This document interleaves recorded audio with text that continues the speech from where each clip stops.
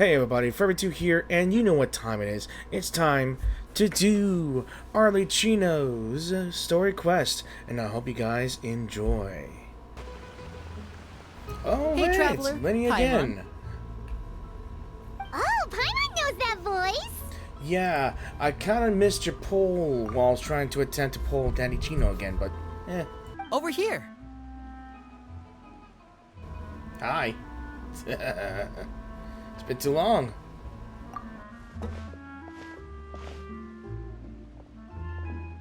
To borrow one of the more popular turns of phrase at the moment, this appears to be quite the fated reunion.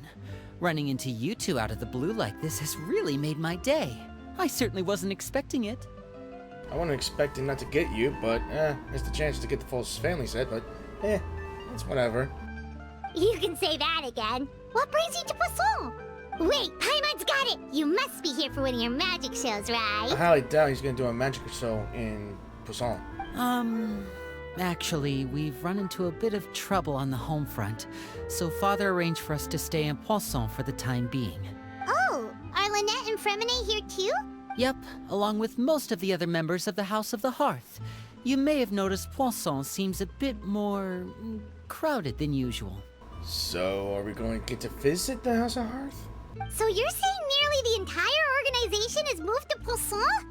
Sounds like you've run into way more than just a bit of trouble. What's really going on? Exactly what? Well... Since the two of you are so curious, perhaps I can fill in the gaps. Oh, Danny Chino going behind us already. She knows how to sneak. You scared Paimon half to death! Nah, but I think she's scared Farina to death most of the time. Father, you're here. You know, on second thought, maybe we don't need to know. It's all probably super confidential House of the Hearth stuff, right? We totally weren't trying to pry or anything. You quickly back away from the conversation, Paimon. No need to be nervous. I could sense your genuine concern from your conversation just now. Of course, I can also understand your confusion. Sending so many Fatui here to Poisson, it's only natural that some might suspect an ulterior motive to be involved. To be honest, I'm still have our reservation about your organization, but I am a little curious. I understand. I'm well aware you've had your fair share of confrontations with the Fatui in the past, and I can't exactly guarantee that we'll remain on good terms in the future. As for right now, however, I would say we have little reason to be at odds, wouldn't you agree? The House of the Hearth could stand to be more open with those who have worked so closely with us in the past. As for the issue at hand, well, it hardly relates to any ulterior motive. To be frank, it all stems from a certain rumor circulating around the House of the Hearth. It's an internal matter. What sort of rumor? The kind of rumors that'll get us killed. A rumor that a certain phantom child is hiding away in the House of the Hearth. Some sort of ghost story, maybe? But I feel like I'm getting chills already. A phantom child? Ooh, just hearing the name is giving Paimon the creeps. A spirit that should have long ceased to exist is lurking in the shadows of the House of the Hearth. So I decided to bring the children to Poisson before continuing to investigate the situation. I expect I should be able to track down the spirit fairly quickly. After that, it's just a matter of resolving the situation, if you will. It shouldn't be much trouble at all. If you're curious, or if you still have some concerns, it might be advisable to stick around for a few days. I'm sure the children would be exceedingly pleased to welcome some visitors. I can't wait to meet everyone in the family. Lenny, I'll leave you to entertain our guests. I have some matters to attend to. Of course, Father.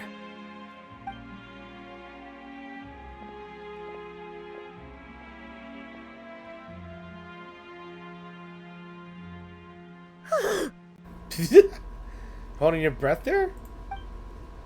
But I couldn't help but feel intimidated during that conversation with the knave.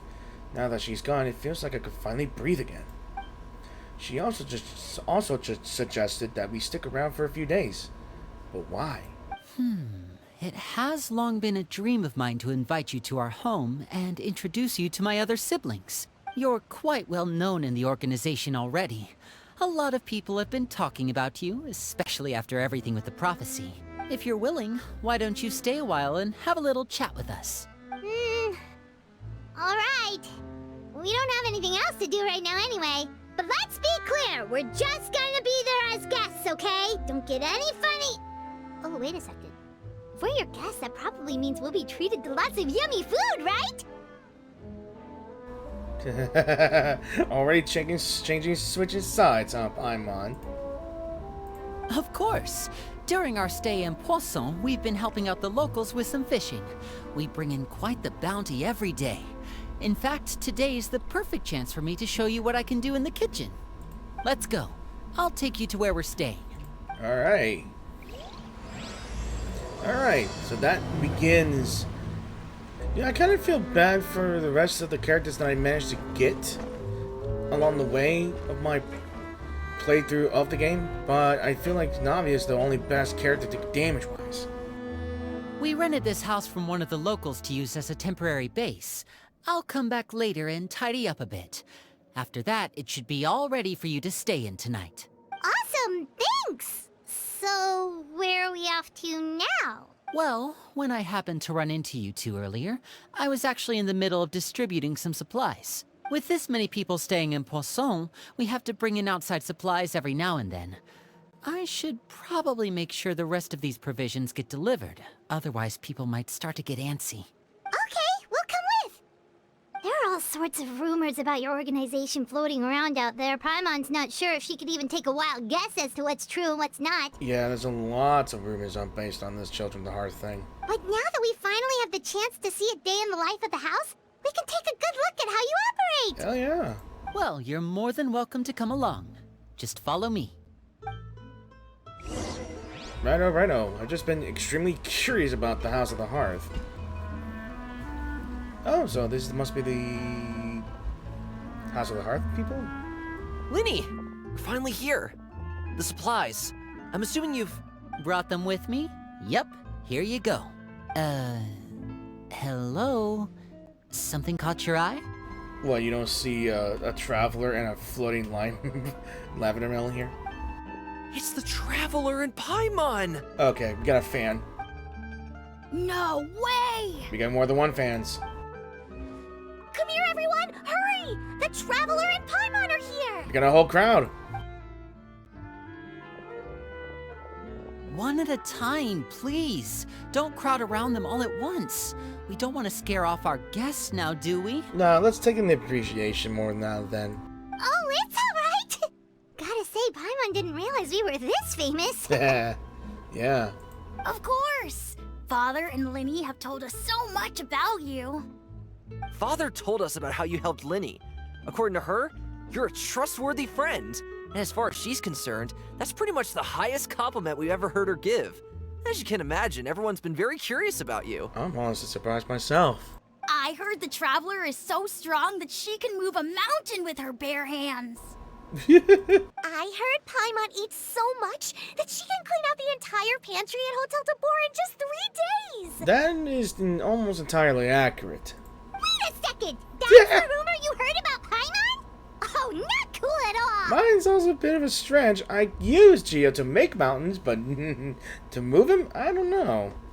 But yours, Paimon, are definitely true. You actually cleaned out all the restaurants in Leeway. Oh, wait!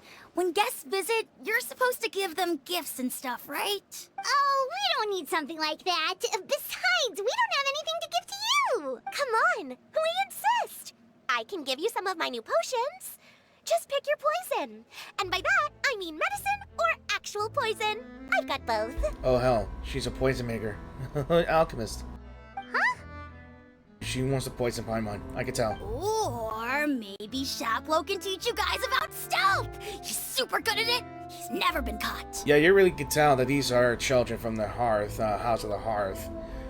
Just letting you know, guys, the House of the Hearth is pretty much the intelligence, I guess, where they train children to become Fatui agents? Ah, now that's not a bad idea.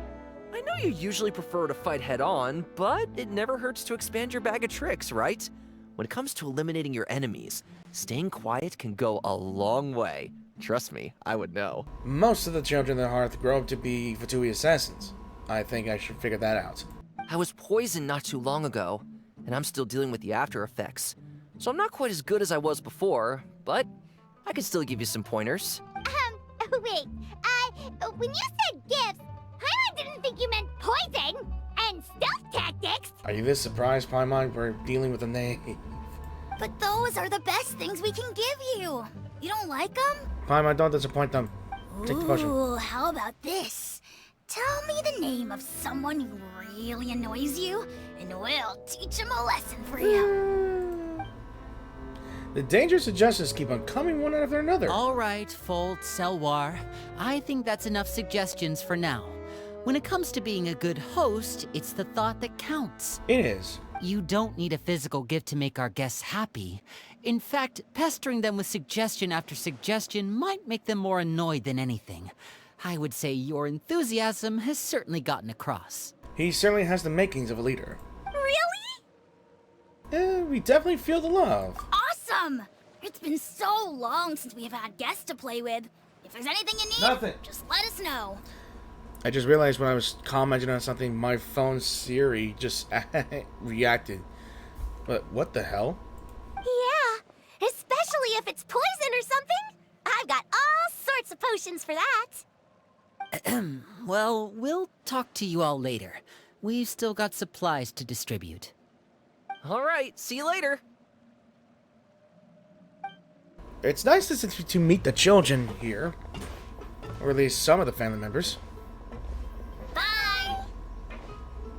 I felt creeped out by two things. Lenny, about all that poison and stealth tactics talk just now. Oh, it's true. Scared you, did it? That kind of talk comes with being part of the House of the Hearth. Like I said, if you guys know about the Knave, then yes. Raising warriors, assassins, whatnot. Also, two things that scared me. The fact that the two children actually suggested either poison or stealth tactics, and my phone from far away just reacted to my comment saying, I like it that you think it's funny. Or something like that. It surprised me. When Foltz was really young, he strangled all of his family pets, just out of curiosity. He was labeled a dangerous problem child and was abandoned by his family. Are you serious? Elwar has an unnatural obsession with potions. Father has forbidden her from trying all the different concoctions she comes up with, but she still tries to test them in secret. You really have to keep an eye on that one. Chaplot is around my age. While I'm mainly responsible for collecting intelligence, he handles surveillance. He's very passionate about his work and has no reservations about taking on some very difficult missions. I know you two probably aren't used to that kind of talk, but I can promise you they only had the best of intentions. Things like stealth tactics and developing different poisons, they really mean a lot to them. They were just trying to share the best of what they could offer, that's all. You know, to be honest, I keep thinking of the one thing. Okay, can I go back and listen out to them? Wow, the Traveler and Paimon. I finally got to meet them in person. They really seem fans. They don't really seem as intimidating as you hear in the stories. They'd probably get along really well with Filial. If only they got here sooner. Filial, supplies are here. Alright, so that's Filial they just mentioned. Thanks. And who are these two? Outsiders? Not really. Allow me to introduce you. This is the Traveler and Paimon. You already know we're famous. Oh, you're the famous duo I've been hearing so much about. Extreme words have been traveling so fast. It's nice to meet you. I heard you've traveled to all sorts of places. Is that true? It's somewhat true, but except for Natland or Shasnaya. Of course! We're making our way all across to that! Yeah, hopefully Natland's next. Oh, good for you. Excuse me. You must be pretty familiar with Fontaine by now, then. Yep. Have you seen the new opera that started running recently? I think it's called... The 4,000 Thieves? The 30 Thieves. Oh, this is the first we've heard of it. Yeah? It seems like it's going to be fantastic. From what I've been able to tell from the posters, anyway. You should definitely check it out if you have the time. Oh, and there's the Blind Maiden, too. That one is supposed to have audience interaction. Seems pretty interesting. After this mission is over, I think I'll go get a manicure. Oh, maybe I should dye my hair. Wonder how much it'll cost. Depending on the material and the color. Is it just Paimon, or do these two seem much easier to get along with than the others? Looks like the House of the Hearth has some normal members after all. Damn it, Paimon, you just jinxed this. I heard that. Yep, told you. Oh! Oops. Small body, but a big mouth. I'm guessing you're referring to Foltz and the others? Yeah, we're definitely not all like them. I bet those crazies are practically foaming at the mouth right now. I'm sure they just can't wait to get back to Snezhnaya to carry out the plan. I want to go to Snezhnaya. Snezhnaya too. That's enough, Filial. Don't talk about family members behind their back, right? Whatever. Let's go. You seem like a troubled teenager. Guess this is goodbye then. If you ever have some time, we should go see the opera together.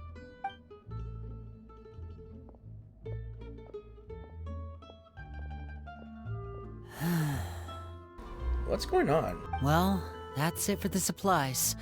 We should probably head back as well. Today has been an eventful day, too. Well, they didn't seem too happy with each other. Seems like there could be something more going on here. I honestly think we should just observe for now. You're right. We're only here as guests after all. Oh, Lenny's getting super far ahead. Come on, let's catch up. Yep, we can't get missed dinner. Looks like there's more trouble in store next month, too. When will it end? Hey, just focus on the positives. At least our time in Poisson has been pretty relaxing. Don't you think? Yeah, something might be going on too. Just not too sure. Woo! So, what do you think of the members you've met so far? Honestly, it's a lot to take in, but they certainly got personality. Well, Father is always encouraging us to be strong-willed and independent. So if there's one thing we've got, it's people who aren't afraid to speak their mind. Well, I should probably get cooking. Wanna join? Of course! Of course, Paimon. Then let's head out and... Fremine? What are you doing here? There's Fremy. Well, Fremine! Nice to see you again! you too. I heard you're here as guests of House of the Hearth. Welcome. We were just going to make some food. Why don't you come along? I could use some help in the kitchen, and I seem to remember you mentioning you wanted to make seafood soup for the traveler in Paimon. Seafood soup? Oh, Paimon's drooling already. So am I. Were you looking for something just now, Fremine? Maybe I can help. It's nothing. I just wanted to see if there were any extra supplies. Yeah, we've got some left over. What do you need? Some food and water, and some clean cloth, if possible. No problem. Give me a second here. Food, water...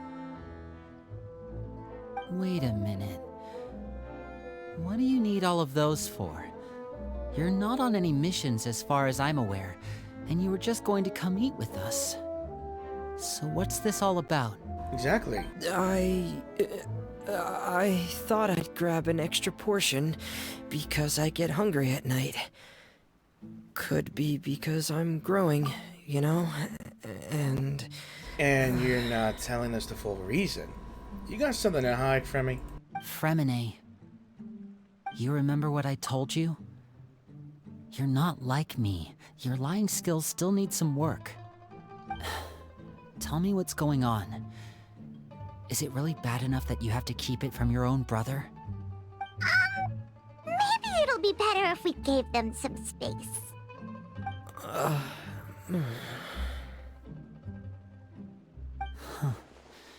This is the first time I've seen that kind of look on your face. Whatever happened, does it have something to do with Father? Yes. Really? Just follow me. Oh my god, I almost died from that drop. You're back! Oh, and you've brought some friends with you this time. Who are you? Hello, my name's Linny. I grew up in the House of the Hearth. And you are? Hi, Linny. I'm also a child of the House of the Hearth, just like you. Is she really? You can call me Clairvy. Her name is Clairvy. Clairvy? It's nice to meet you. Does that name ring any bells, Linny? No, not at all. That's not a name we have on our roster, I'm sure of it. What I'm not sure of, though, is how she managed to sneak in. Now, hold on a second. What is that on her necklace? It looks like one of those Fontanian flowers. I don't know how to pronounce the name, but the Lumnitos Bell. I think that's what it's called. It strikes familiar. Now, I've seen the trailer, character trailer for Arlecchino, as well as her, this animation. This flower has been symbolizing for something. She must be the phantom child Father's been searching for. From the looks of it, I'm guessing you were the one that found her, Fremine. You, haven't told Father, have you? And why? No, I haven't told anyone. I've just been keeping her hidden. Again, why? For how long?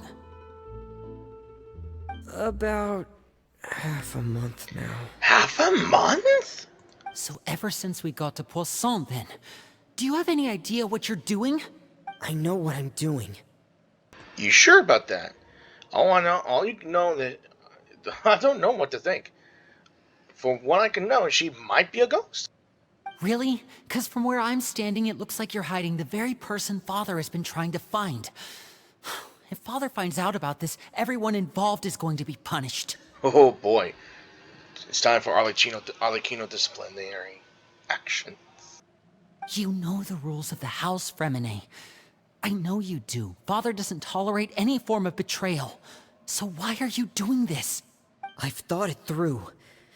And I just can't hand her over like that. Linny, don't you remember last year? Sheplo nearly died after getting poisoned during that one mission.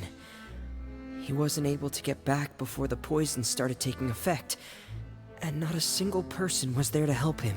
That night, while I was sleeping, I heard a voice telling me to go save him.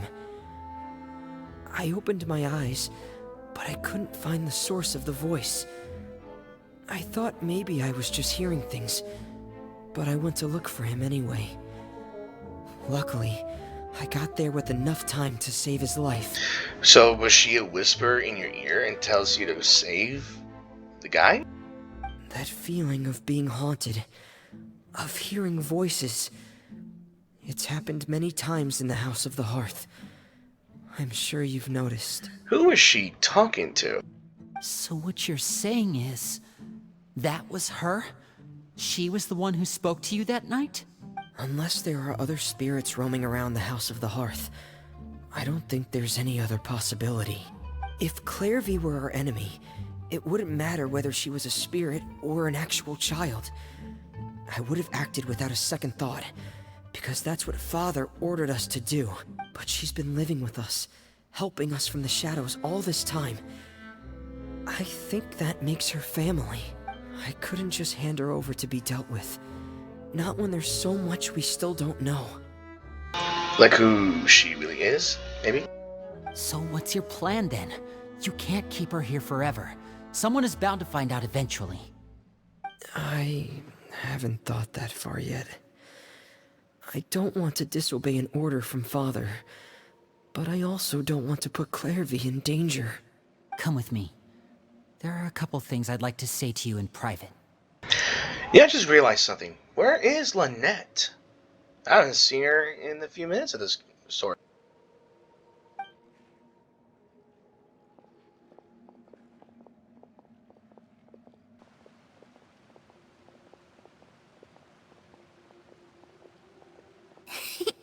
Those two sure care a lot about each other.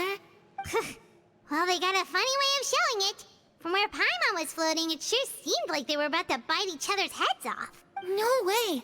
They have a really deep bond. I could tell right away, because I also have a friend like that.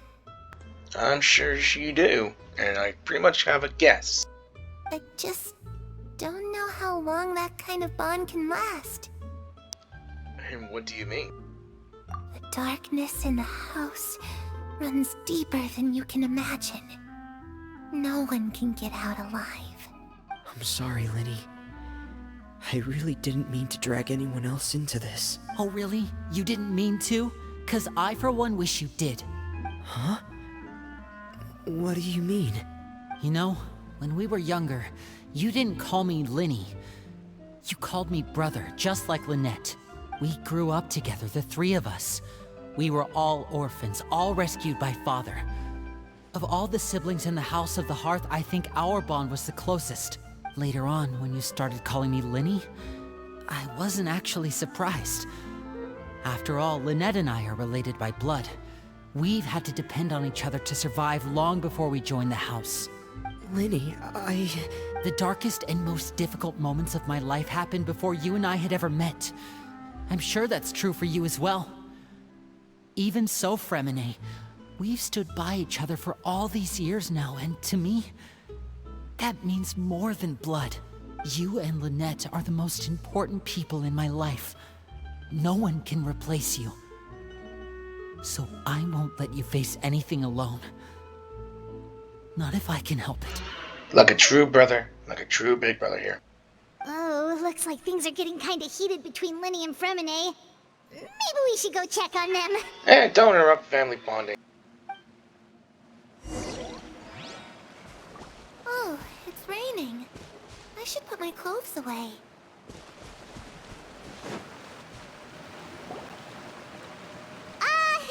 Hey, you two! Hope we aren't interrupting anything. Like a fight, or... Oh, wait a minute, Fremine. You're not crying, are you? Is everything alright? everything's fine. Thanks for asking. Well, we're all friends here, right? We've been through so much together, so if there's anything we can do to help, just say the word. It's just a small family dispute. It's not something our guests should trouble themselves with. In fact, it might be better if your stay ended here. But sometimes having guests around can come in handy. What are you getting at, Traveler? When guests are around, families are often on their best behavior. And any disputes are less likely to escalate. That's what you're trying to say, isn't it? Exactly. Mostly, yes. I... just... Thank you. I was really hoping to keep you out of it. But even if I could think of some other reason to turn you away, I'm not sure I could convince you. I know things could turn dangerous, so I promise you this. From now on, I'll protect you like my life depends on it. Me too. Well, back to the matter at hand then. If we don't plan on handing Clairvy over to Father, then our only other option is to solve the mystery of her identity before Father is able to track her down. So we're going to an intelligence report. No, I mean, we're gonna investigate the Clairvy. I pretty much know who she is, but I don't think anybody else knows. That means finding out where she came from and what she's doing here. Then we can send her on her merry way and pretend like none of this ever happened. If only they know that this simple child is more than that. I've tried that already. And? And... nothing. I tried taking her somewhere really far away, but... after some time, she just reappeared. She even came with us all the way to Poisson. It seems like wherever the house is, she follows. I don't know much about spirits. Do you two have any ideas? Let's see here. Paimon remembers hearing something like, if you fulfill a spirit's last wish before they died, they'll let go of whatever's keeping them here and return to the ley lines. And you're talking about the thing with Inazuma, right? Before I discovered the Raiden Shogun's boss fight. Oh, it's just that Paimon doesn't really remember where she heard that, so it's not guaranteed to work or anything. It's Inazuma. Well, sounds like it's worth a shot. Guess that means we should go ask her about her wish. But first, Fremine, I need you to promise me something. What is it? I need you to promise me that this will stay between the two of us. We're the masterminds behind this whole thing. No one else gets involved. Can you do that for me? Of course. I promise. And what would you do if you find out that Lynette, your sister, was able to find out either way? All right. Then let's seal the promise just like when we were kids. Fist bump on 3. Ready? 1, 2, 3. I swear. I knew it. She was here. I knew it just in time. I knew she would appear.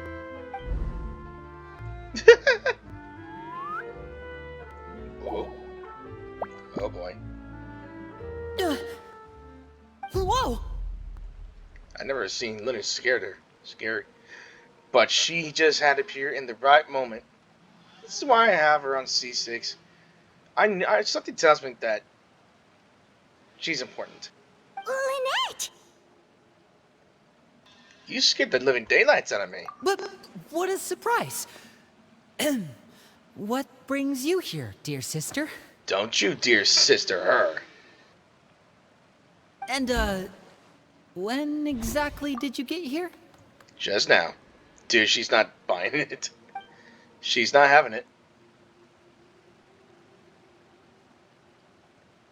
You're an idiot, brother. Oh. She said And you it. too, Fremine. She said it. You 3, Traveler. And you 4, Paimon. Why us? We didn't do anything. We just stood by. Wait, what did we do? Exactly. What did we do? Also, if you guys want to know which voice line sounds better for Lynette saying those lines, that Japanese voice actress that did this part sounds a lot better because, well, if anyone watched anime, you probably know. I've seen Clairvy around the House of the Hearth before. I hadn't seen her in Poisson, so I figured she must not have come with us. But it turns out, you were just hiding her. I heard you talking about your plan. Rather than steering clear of the situation, I'd rather fully join in.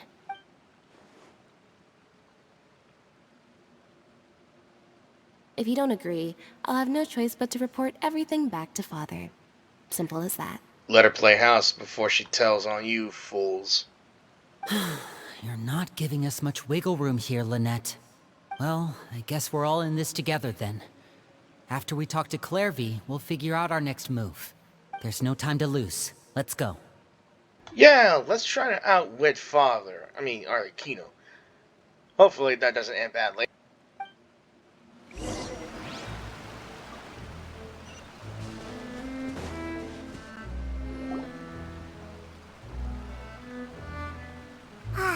I'm full.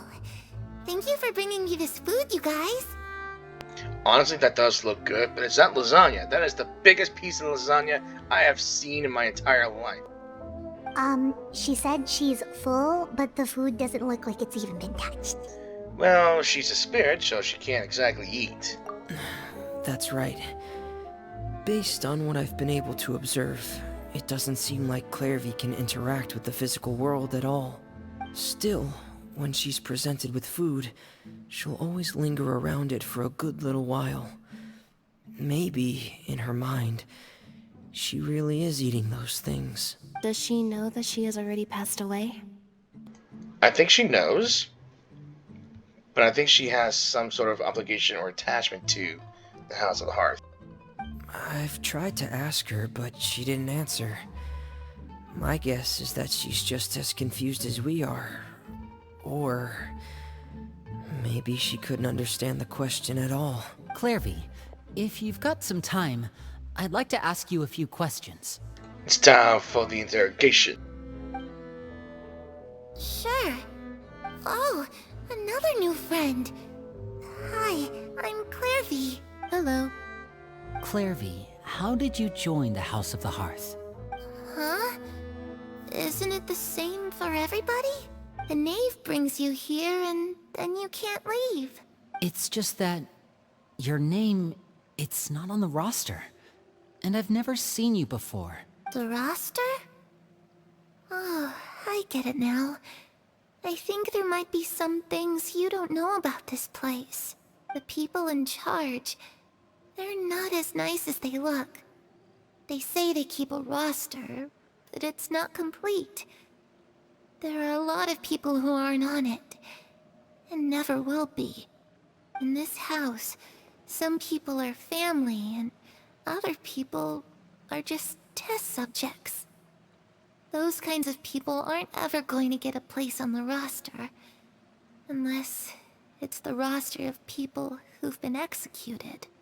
To those who don't know about most of the story, in the original House of the Hearth, before it was totally and utterly destroyed by Arlecchino, if you guys seen the video,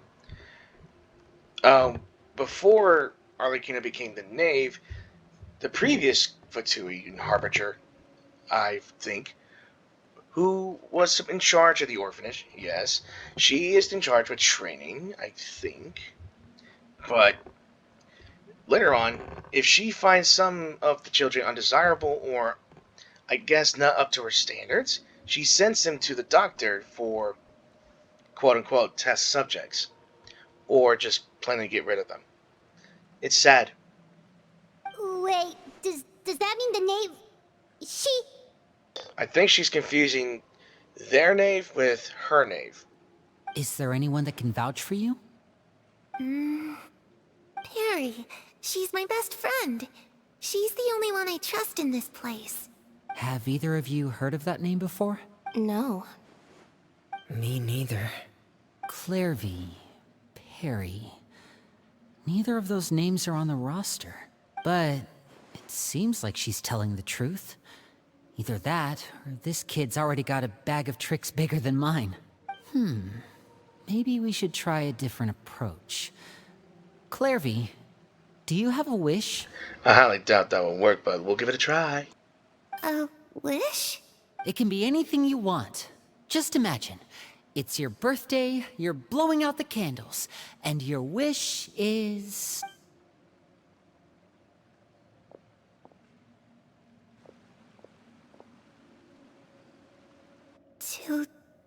To go outside. Right. I remember something. In that trailer, where she talks about always wanting to go outside of Snezhnaya to watch the auroras. Where the sun can find me. That's... it? Well, that sounds easy enough. Lumina's cooking already. She knows something. She's figuring out something. The darkness in the house runs deeper than you can imagine. No one can get out alive. So what does she mean by that? But things can't be this simple. It ain't simple. You're dealing with a phantom who is probably stuck in 20 years of the past. I guess. Okay, time to divide and conquer. Listen up. I've got a plan. I'll try and find a way to use basic illusory magic to take Clairvy outside and bring her somewhere with sunlight. Lynette, try and find the list of executions that Clairvy was talking about, and see if her name is on it. Fremine, you stay in Poisson. We can't be the only ones who've had run-ins with Clairvy. I need you to collect intel on everything she's said and done. Understood. I'll try my best. What about us? What should we do? I really appreciate your willingness to help, but this is a family matter. I don't want to drag you in too deep. It's too risky. It's already done. We're already deep in this before I figured out something's not that simple. Let me think. Since Father considers you to be guests, maybe you could stick by her side for a little while. You don't need to do anything except keep up some nice, casual conversation. That's actually more risky if you're asking me. Ah, Paimon gets it. You want us to distract her. I don't think she can easily be fooled. She'll pick up things right away, I think. But we'll go with... I'll give you a magic bird. If Father suspects something, all you need to do is release it when she's not looking, and it'll alert me that something's wrong. Of course, that's only as a last resort. If Father doesn't seem to notice us, there's no need to make contact. We'll reconvene here tonight after all's said and done. If the worst case scenario happens and we're discovered, just tell Father everything. We're not going to let our guests get punished for our own actions. That's where we draw the line. I think the fact that it might just end up fighting with Arlecchino. Because it has been told in the trailers that we end up fighting her. But either way, be careful. You too. Okay, this is where we part. Father should be at the beach nearby.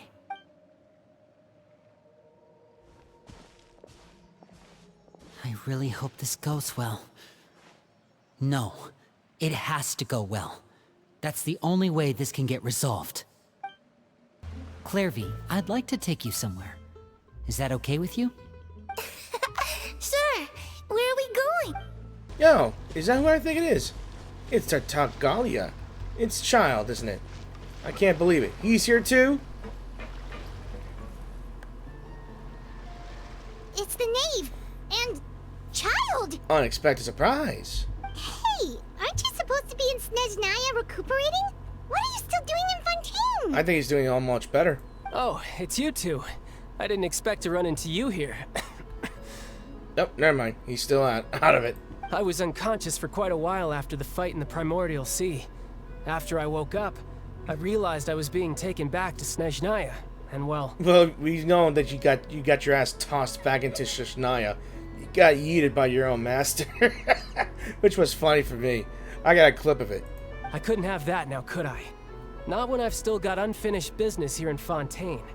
So, I mustered up all my strength and made the journey back on my own. Yeah. What sort of unfinished business are we talking here? Exactly. It has to do with Skirk, my master. Yep. I really wanted to meet up with her, but by the time I got back, she'd already left. I still have so many questions for her. Without any other leads, all I could do was ask the Knave to help me track her down. She must have left behind some traces from her time in Fontaine. If you guys are hearing some other noises back here, and I hope not, it seems that my neighbors are working on something up there on their side. Cutting wood or anything. Oh, okay. So, have you found any clues? It's freaking loud. Unfortunately, no. While the House of the Hearth is adept at collecting all manner of intelligence, certain existences can still manage to escape our purview. If you guys want to know something or something, is that when I see characters in Genshin or Honkai with certain pupil iris patterns, there's a story behind it. Like for the Conrian people in Genshin, they have star-shaped eyes. But for the Knaves, hers are like X crosses, or X's. Something tells me we're going to find out about that pretty much soon. Basically, unless Master feels there's a need to meet with me, she's not going to be found. Oh, for the better. But that problem has an easy fix. I just need to become stronger, and then... Get better first before you become stronger, idiot. Also, I hope Skirt becomes a character. I really would love to see her as a playable character. Please let her be a playable. Paimon thinks you should focus on getting better first. She read my mind. The worst of it is over. My ass. It's all thanks to that one kid from the House of the Hearth. Elwar, I think her name was. She gave me a bunch of random potions to drink. They didn't go down easy, let me tell you. Pain and chills all over. But they really did help speed up my recovery. I think she might have mixed in with the poison as well as the health potions. Yeah, she gave you all the thanks. And that's good, because it looks like I really do have to head back this time. The old man's been putting the pressure on me. He sent someone to tell me I'm needed for some sort of project. What kind of project? Also, there's a dancing summer-troll on that stupid buoy there. It makes me want to shoot it, or better yet, summon a fish and just splash it. Project Stuja? Stuja? Stuja? Stuja? I wonder what that is. Yeah, that's the one. I heard Regrator's involved too. I'm not looking forward to having to listen to all his monologuing, that's for sure. Hey, maybe you could think of a way for me to stay in Fontaine for a little longer. Yeah, you know she won't. She's got other business to attend to. Also, if you want to know, Regrator is a Fatui Harbinger that focuses on financial support of the Fatui. He's in charge of the money. A banker. Helping Linny and the others brush up on their fighting skills would be far more interesting. If you and I could spar, that would be even better. I've been waiting for a chance to see you go all out. I wish it would happen, but... And what a sweet little daydream that is. Oh. But I also have a role to play in all this. I'll be leaving Fontaine shortly as well. I love the voice in this character. I really do. Besides, considering how little they see fit to step outside the homeland, being called on to return to Snezhnaya by such illustrious dignitaries, what a great honor. Wouldn't you agree? She really hates the others, I can tell you that. Also, her eyes look really cool. You'll have to see that. One I could do without, I'd say. I can't hide the dialogue. That's unfortunate for me. Is it just Paimon? Or does it kind of seem like they're... Just casually trash-talking their colleagues behind their backs? Yeah, pretty much. So, dear guests of the House of the Hearth, to what do I owe the visit? Money. Well, we just... To be honest, we wanted to learn more about you. Truly. Right! We're super close to Linny and the others, but we still don't know much about you! Is that so? Introductions have already been made, have they not? Usually, but on a deep personal level, maybe? Oh, well, you see? There's only so much you can learn about someone from a short introduction. At least tell us something a little extra, like... Why do you call yourself father? Again, there is a reason for that. If you guys don't know what I'm talking about, there is a video about that talks about it. I mean, I'll mention a little things about it, many things, but I just don't want to spoil too much unless you guys want me to tell you anyway. Huh, good question. I'd also like to know. Or that she'll just tell us right away. Maybe. The fact that you have to ask tells me our intelligence work has been quite successful. Telling you the answer to that question would only serve to undermine that success. And we can't have that. Now can we? Spoken like a true diplomat. That was some expert sidestepping right there. Well, if there's nothing else, I think I'll take my leave. I still have a small matter to resolve at home. Really? Wait, don't go! Paimon. If the knave leaves right now, she's sure to run into Linny and Clary. Should I release the bird Linny gave us? Nah, we should try to get her talking about something else first. About the House of the Hearth, what does the organization mean to you? I'd also like to hear the answer to this. I've met some of the members of your organization, and they all seemed like really good kids. They actually reminded me of Tonya and Tusser. Oh, I know about Tusser, but I don't know Tonya. Which, by the way, if you ever betray them, I'm just letting you know, I won't let you off easy. He really does have the big brother vibes here. He really does care for children. Especially his siblings. And why would I betray them? Well, you've already betrayed the House of the Hearth once, haven't you? Ooh. At least, that's what I heard. Really? The stare.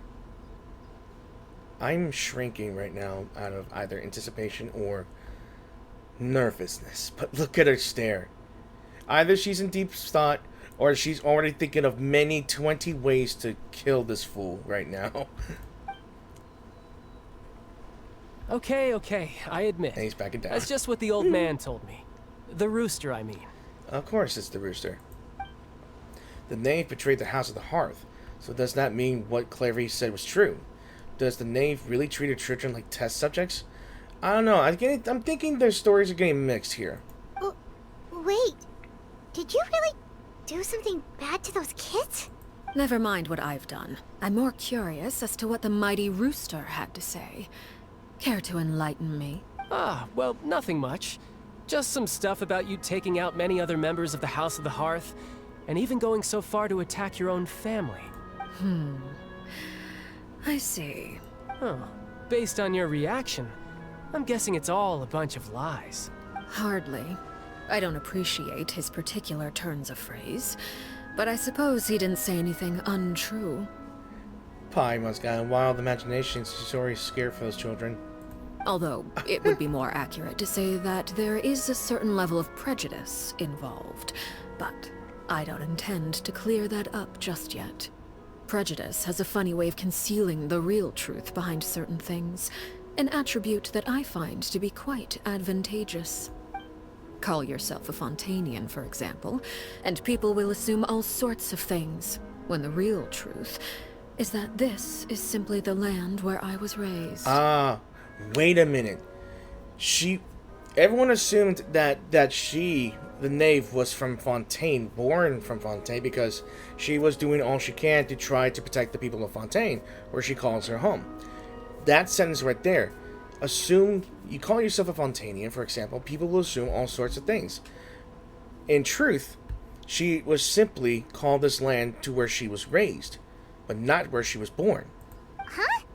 You're not actually from Fontaine? But then, why did you try to help out with the prophecy and everything? Exactly. I was trying to protect the children born in Fontaine. Claiming that I myself was a Fontanian simply made it easier to operate. People would hardly suspect a fellow Fontanian of having any ulterior motives. Who wouldn't want to save their homeland after all? It's true enough. The primordial sea wouldn't have any effect on me, but it would have caused great harm to the House of the Hearth. Well, you wanted extra information, didn't you? There you go. I hope that satisfied your curiosity. You don't just drop the ball of information like that and expect us to just be satisfied with that. We're just more curious now to what you really are, who you're really from, where you're really from. Like, where were you born? But so much for learning anything about her betrayal, she probably only revealed that other secret in order to change the subject. It seems like she's trying to avoid talking about her past, because the past is irrelevant, most of the time. So, you stayed in Fontaine for the kids. I guess I was wrong to believe you'd betray them. Apologies. Looks like I was holding on to some prejudices myself. Good.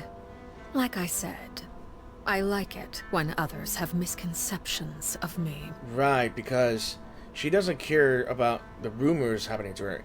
I read her voiceovers and other information. She's the type of person that lets the rumors slide. She doesn't do anything to anyone who makes these misconceptions or other baseless rumors. She'll just let these rumors flow in and flow out to make it easier for her to operate in, you know? Actually, while I was recuperating at the House of the Hearth, there was something else that really caught my attention. And what was that? I heard that members always resolve disputes and arguments with a friendly spar, and the loser has to back down. Seems pretty cool if you ask me. Would also give them plenty of opportunities to hone their skills. You still trying to want to pick a fight, don't you?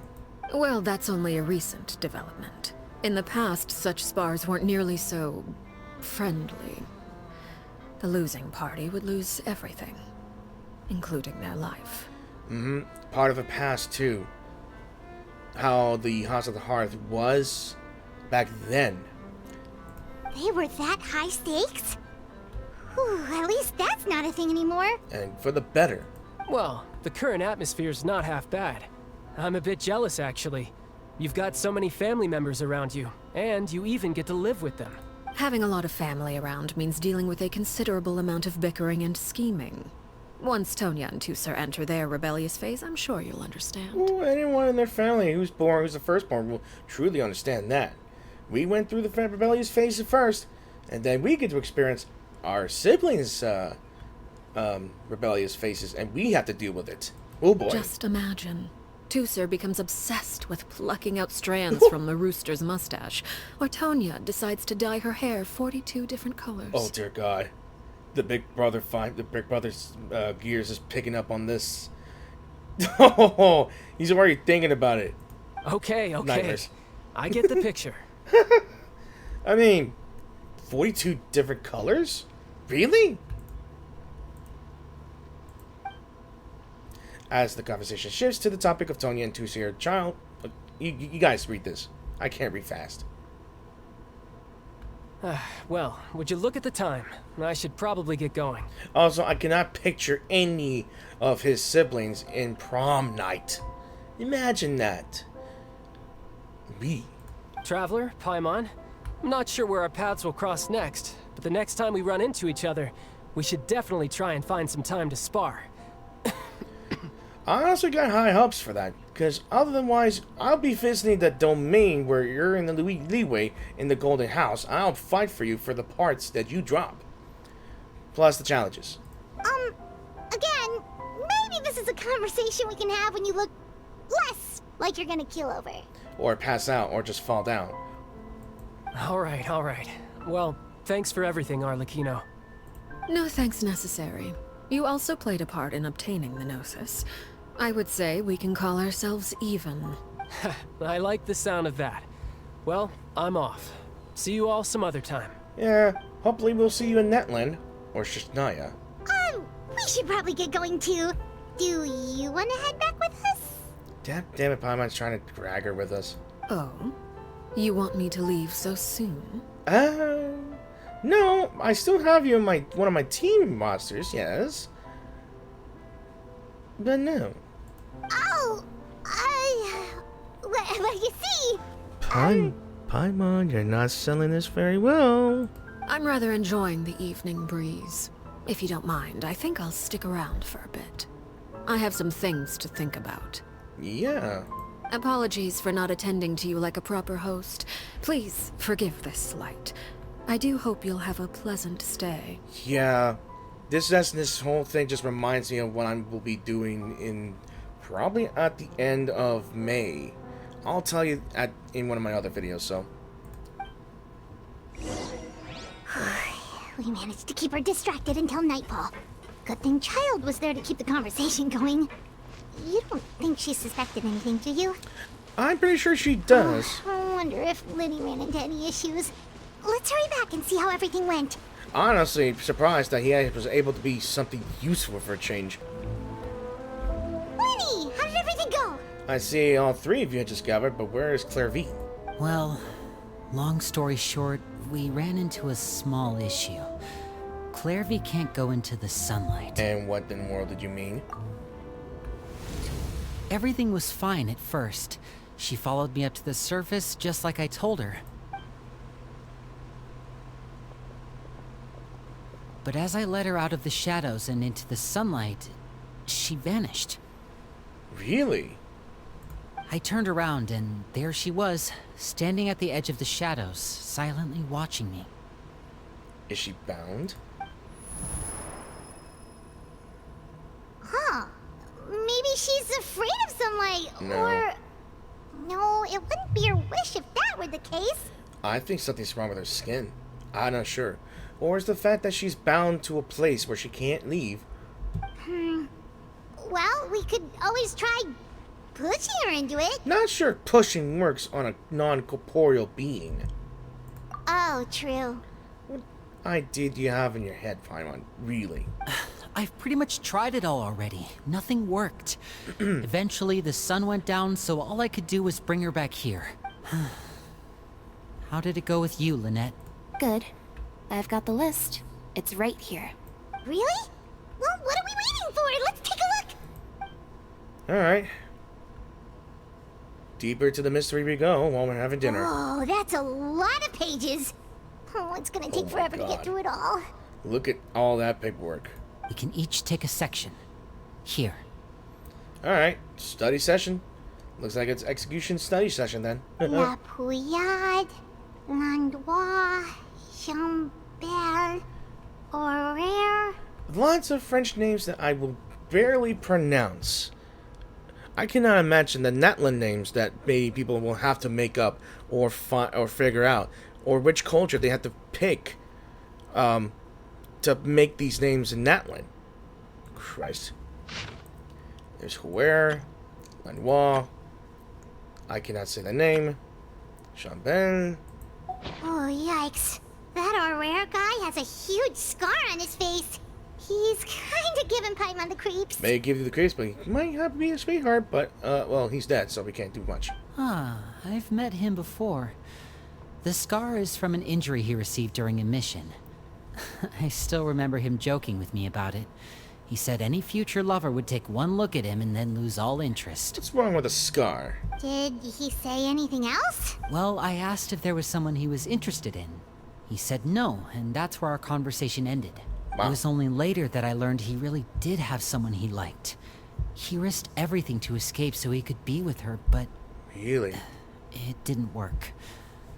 One day, Father asked to see him, and, well, I never saw him again after that. Wait, so that means the knave, she... It may seem cruel, but it's just one of the rules of the house. Yeah. In the video, she did say that she will be a strict on... I forgot what the other words, but mainly strict. Betrayal is not to be taken lightly.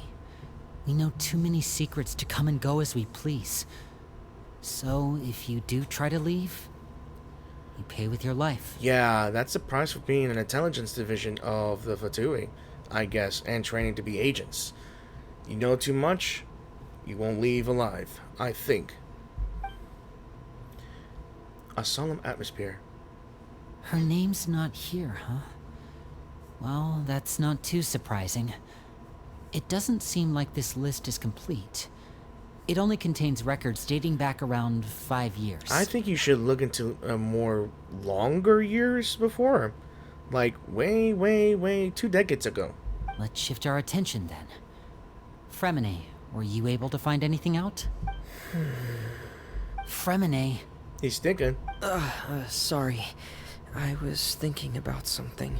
I managed to talk to quite a few people, but I couldn't help but notice that the atmosphere in the house was a little... strange. How strange. Strange? Yeah. Yeah, I mean, I know there have been arguments in the past, times when people haven't gotten along. Chaplot and Filial are a good example of that. Oh, those are two of the people that we met while delivering supplies. Paimon can see how they might not get along. They had very different vibes, and their, interests seem to be pretty different as well. That's to be expected, actually. Father brought us all here, shared her knowledge with us, taught us how to fight. That's one thing we all share. But that's also where the similarities end. Not all of us feel the same desire to stay here. That's true in most orphanages, yeah. As members of the House of the Hearth, we're also considered part of the Fatui. And to a lot of people, that's an identity they never asked for. Yeah. Certain members get older and realize they want something else for themselves. But considering the rules of the house, most people would never say that out loud. Yeah. That's really harsh. People like Chaplot and Foltz are loyal to Father and her vision. They're proud to be part of the Fatui. Filial and Nantoy, on the other hand, well, they aren't quite as enthusiastic. These kinds of conflicts have always been there. It's not like Father is in the dark about any of this. Well, that's true. But it just feels like things have gotten worse lately. Filial and the others, it seemed like they were meeting in secret to talk about something. Really? I can't say for sure, but I think they've met Clairvy. Really? You think she's been inciting Seriously? them to act out? Really? No, not exactly. No? But I wouldn't be surprised if she said something to them about the darkness in the house and how deep it runs. She's told me about it before. Experiments being run on children. People being used as pawns on the battlefield without so much as the strength to survive. And they just believed all that? Without any evidence? They should have looked into it first before they believed it. Clairvy's words probably gave them the excuse they were looking for. Whether they actually believe them to be true is secondary. That could also be true. This is all because of Project Stuja, isn't it? What is this Project Stuja? Whoa. Hold on a second. What's this Project Stuja all about, huh? This is the second time it's come up now. Exactly, it's intriguing for me. Sorry, but I'm not sure of the details either. I think we'll find out in that, Lynn. I don't know. I only know what Father has told us, which is that it's something the Rooster and Regrator have been working on together. Apparently, it has to do with the Fatui's strategic plan for the future. I hope it comes to fruition. Because the House of the Hearth was so successful in obtaining the Gnosis, we now have the honor of playing a key role in Project Stuja. Ah, interesting. Wait, but isn't that a good thing? It's neither a good thing nor a bad thing. It's uncertainty.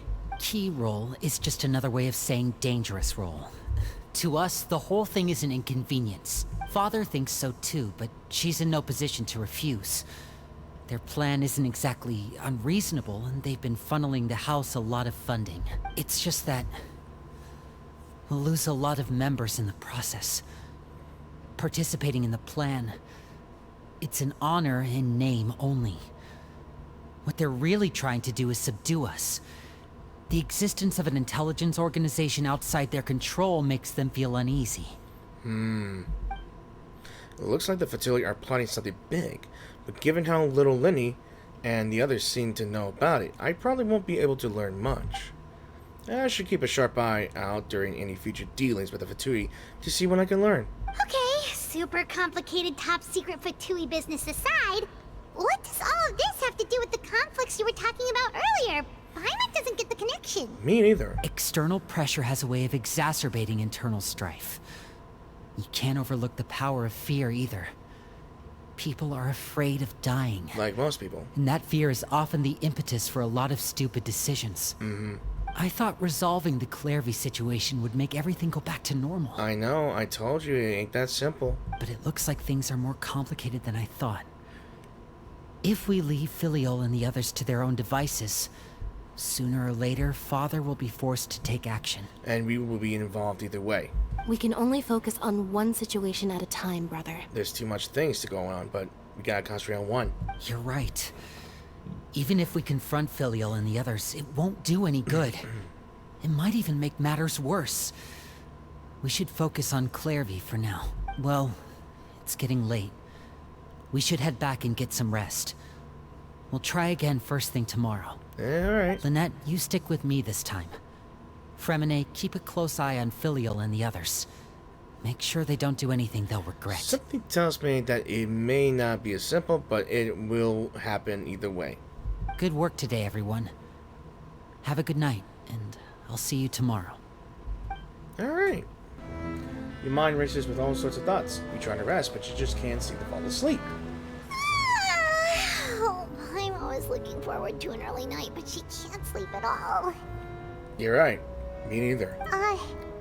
Hey, you don't think the knave will be too angry with Linny and everyone if she finds out about all this, do you?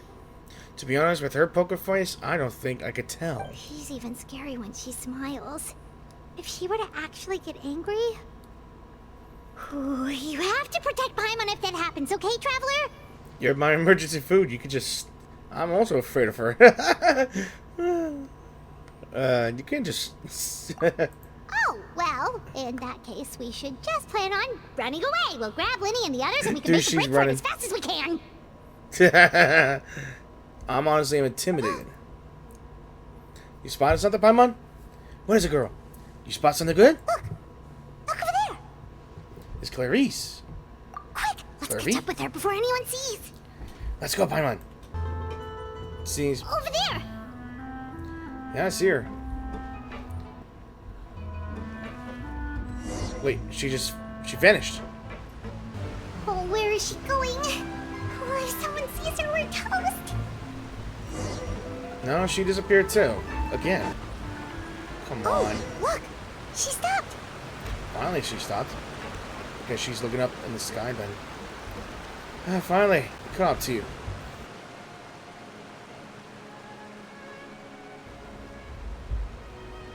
Clairvy?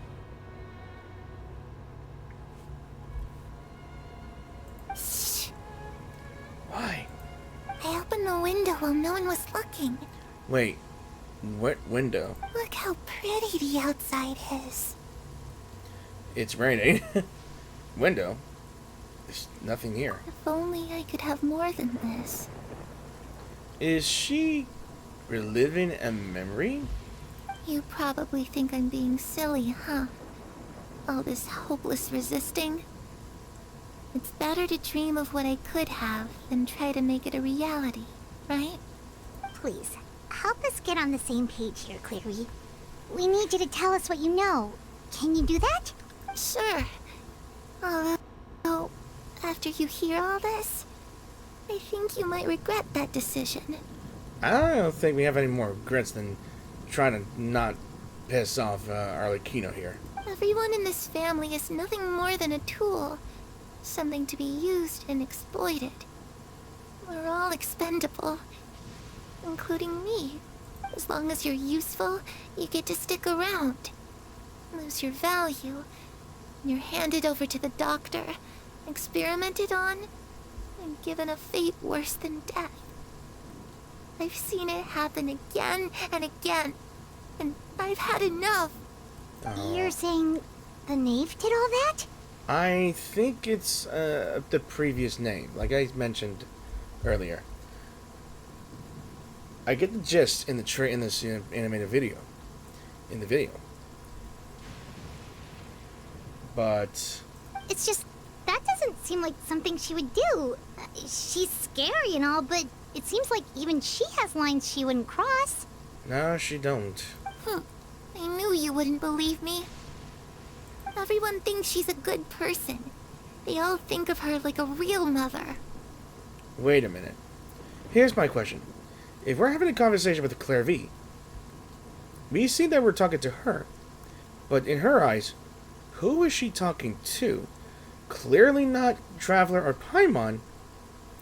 But who is she talking to? Mother? I figured. But she doesn't deserve that title. She's disgraced it and tarnished it. And if I had things my way, I'd never see her again. If only Perry were here, she'd understand. Perry. There's that name again. Perry. Also, Paimon's getting a strange feeling. So am I. It almost feels like she's not really here with us. Paimon can't tell if she's actually talking to us or if she's mistaken us for someone else. She's a spirit. It could be anything. Well, in any case, it seems like she really needs someone to talk to. We should keep her company for a little longer. We might get some answers out of it. She looks so young. But it seems like she's been through a lot. Yeah. It's getting windy. I should close the window. You should check your eyes. It's raining. Ooh, look at the moon. Isn't it pretty? Hey, wanna hear a secret? God, it's thundering If outside. you look up at the night sky in Snezhnaya, you can see the aurora. It's supposed to be super pretty. You know what's Even ironic? Prettier than the moon tonight. You know what's ironic? It's literally raining outside as well and thundering. Right here at my own house. Yeah. I'd love to see it. Perry and I promised each other that once we're older, we're gonna go see it together. What are the odds? But I can't find her. I'm worried she's also been... No, that wouldn't happen to her. She's special. Mother likes her a lot. Why is she special? I should really go talk to Mother, but we just fought. She doesn't want to see me, and I'm too scared to face her. What kind of person was this mother? Also, all this talk about Arlecchino being the father, and the previous name being the mother, it kind of reminds me of watching the movie The Avengers. What should I do? I don't know.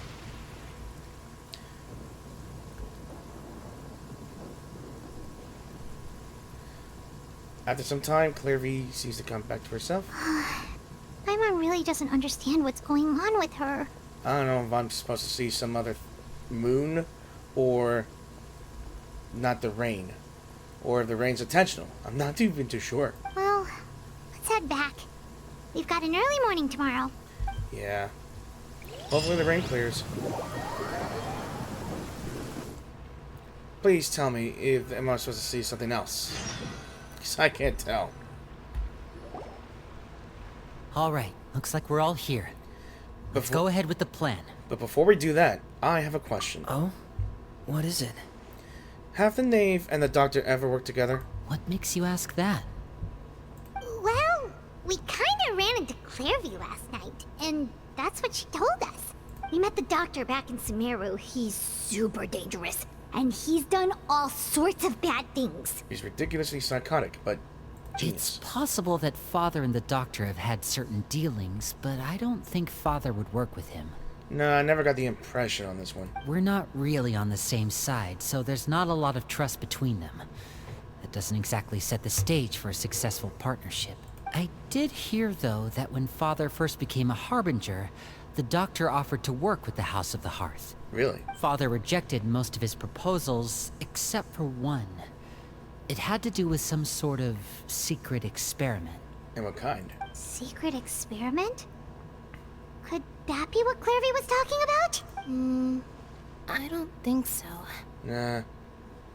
Nah, Paimon's wrong. I don't know any details about the experiment itself, but I do know it's an entirely independent operation. The Doctor only proposed a direction for the research. That was the extent of his involvement. I still don't think that counts as working together. No, it don't. The details of the experiment are confidential, but complete records are kept on all participants. That doesn't seem to be the case with the situation Clairvy referred to. No, it ain't. I know you don't agree with some of the Fatui's methods, and Nope. I'm not asking you to. But I am asking you to trust us on this. The House of the Hearth has its own principles. There are certain lines we're not willing to cross. I can believe that. I can only trust the cat girl, though. You, I don't like magicians. Alright, that's good to hear at least. True. Clairvy seems to think the knave and the doctor worked together to do something horrible. If that turned out to be true, Paimon doesn't know how he would even face you guys. It's not even half true. It's just that it doesn't seem like Clairvy is lying either. The easiest thing to do would be just ask the knave directly, but Paimon doesn't think she'd tell us. Let's just focus on the plan for now. Father didn't come back last night. She's probably still near the shore. We'll be counting on you to distract her. I think this will go badly, but... Lynette, okay. you're with me. Fremine, you know what to do. Be on your guard, everyone. Alright, let's get to it. I honestly do not know if they got their history mixed in, but I think they don't... I don't think they're able to look back further back into what the House of the Hearth used to be. Where are we going today? Let's try somewhere further away this time.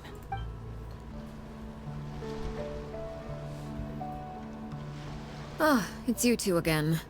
I must say, you look a bit pale. Did you have trouble sleeping last night? You could say that, but have you been just staying by the shore all night? A little.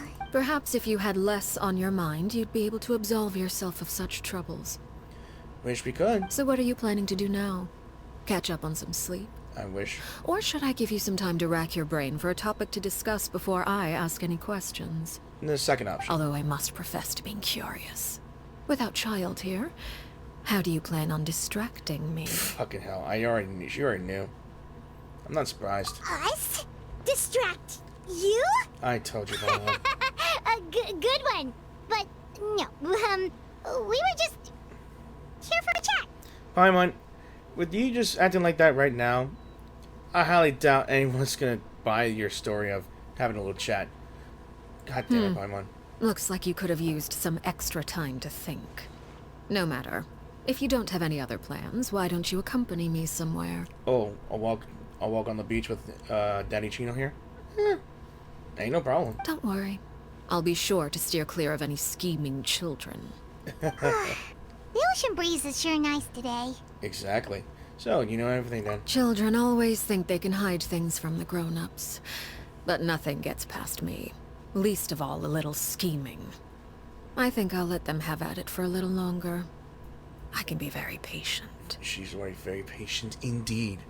She's smart enough. Well, I'll leave you to think things over. If you're so inclined, meet me outside the Palais Mermonia. All the way over there? Good things come to children who do as they're told. So I do hope you decide to tag along. If only for your friends' sakes. What should we do? Now, we should just cooperate. She clearly knows about everything we've been doing, and Paimon doesn't think it'd be a stretch to say she was threatening us just now. We still have that pigeon Lenny gave us. Why don't we just release it now?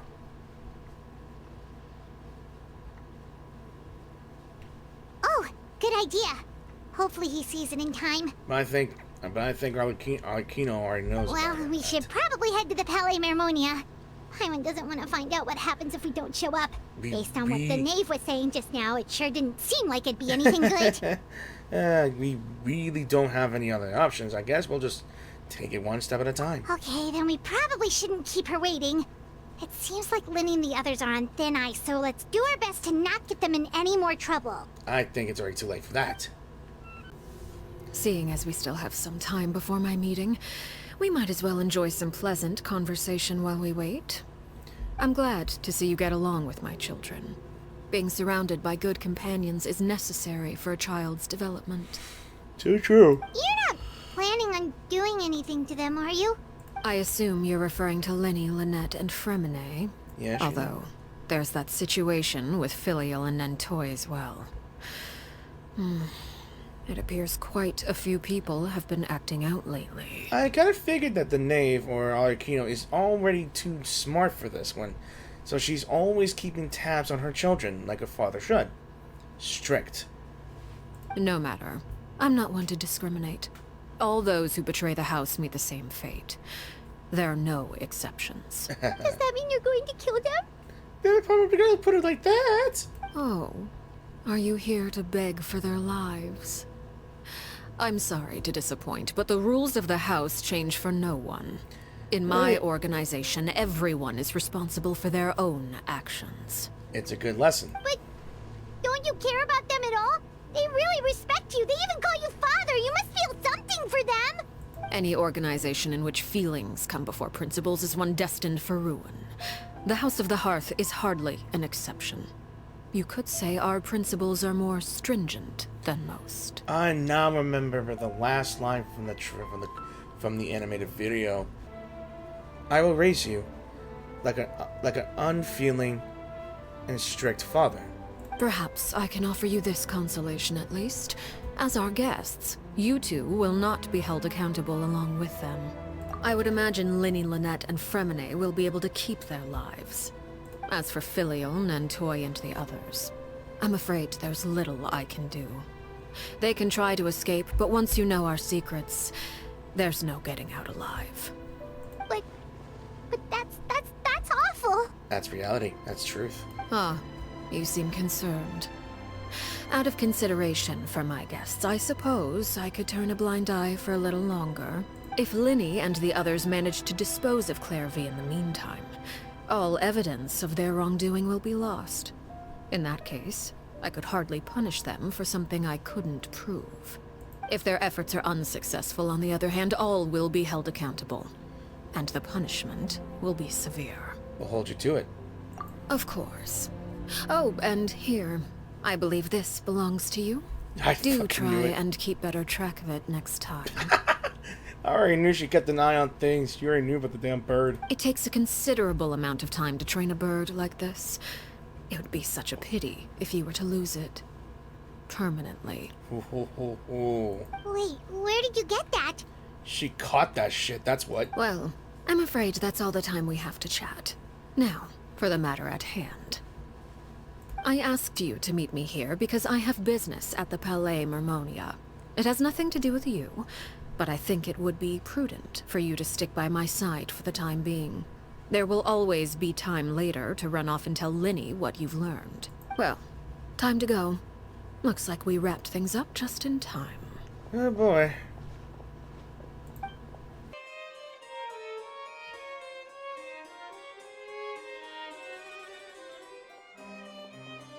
It's been a while, Monsieur Neuvillette. Yeah, it's been quite a while. I must say, I wasn't expecting my meeting request to be approved quite so quickly. The Palais Mermonia operates with an efficiency worthy of admiration. It is only right that an esteemed diplomat such as yourself should be afforded the proper level of respect.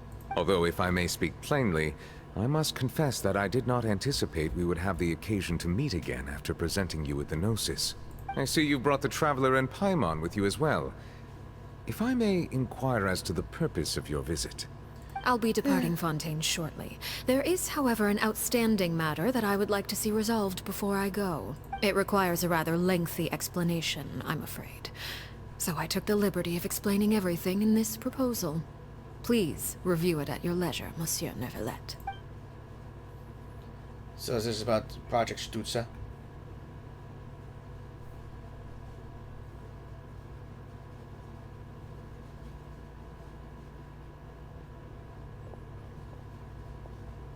Music's all gone now.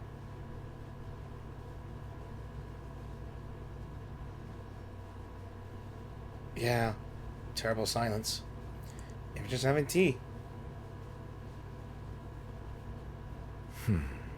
I understand your request. However, at the risk of causing offense, I must admit that I fail to see why you would wish for such a thing. What is I heard you have a certain fondness for water tasting, Monsieur Neuvillette. So allow me to use water as an analogy. A family is like a large body of water with countless rivers flowing in and out. As someone who watches over this system, I would hope that each river that flows from the source will eventually reach the ocean. I don't know why she's looking at straight at the camera right here. Like she's staring at us. Of course, objectively speaking, I know this is impossible. Most of the rivers will dry up along the way, disappearing into the ground and leaving nothing but a barren riverbed behind. Not all rivers are destined to reach the ocean, but I would not see their existence rendered meaningless. I believe the water that flows within them is simply meant for a different destination, like a field in need of irrigation. Or perhaps the glass of a certain water-tasting enthusiast. Did you get any of that, Traveler? Nah, really. Your words paint an optimistic picture indeed. I'm confused. Allow me to remind you, however, few among us are willing to sip from a glass filled with tainted water. It may have been tainted at one point in time, but not to worry. I'll make sure it's strained of all impurities and returned to its cleanest form. I am so freaking confused about all this water analogy here. I seem to recall there being a transactional aspect to your proposal. Perhaps you could expound on that?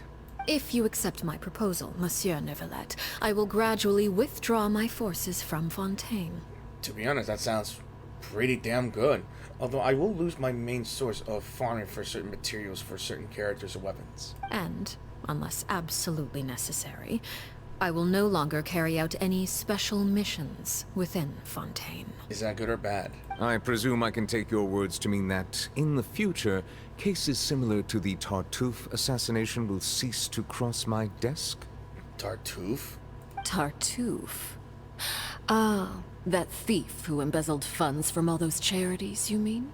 My deepest condolences to his family, but without any evidence, I cannot imagine how the House of the Hearth might have been involved in his passing. Ooh, nice one. Of course, if you accept my proposal, Monsieur Neuvillette, I'm sure certain measures could be taken to reduce the frequency of such troubles. Why are we here? You choose your words carefully indeed. In that case, I am inclined to accept your proposal. My thanks for your generosity, Monsieur Neuvillette. Well, with that settled, we should be going now. I took the liberty of bringing along 2 bottles of spring water from Snezhnaya for you to enjoy.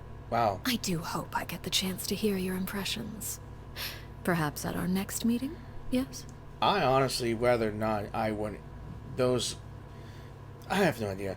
Maybe he could have some sort of dialogue of Snezhnaya and water after this quest. Or if Snezhnaya really does open up to the public, will he say anything about the water? Yeah. Indeed. I trust you would not overlook your commitment in the meantime. All right, Traveler Paimon. Time to go. Yes, Daddy. I mean, yes. I would have said yes, Mommy, but she don't have the mommy feel.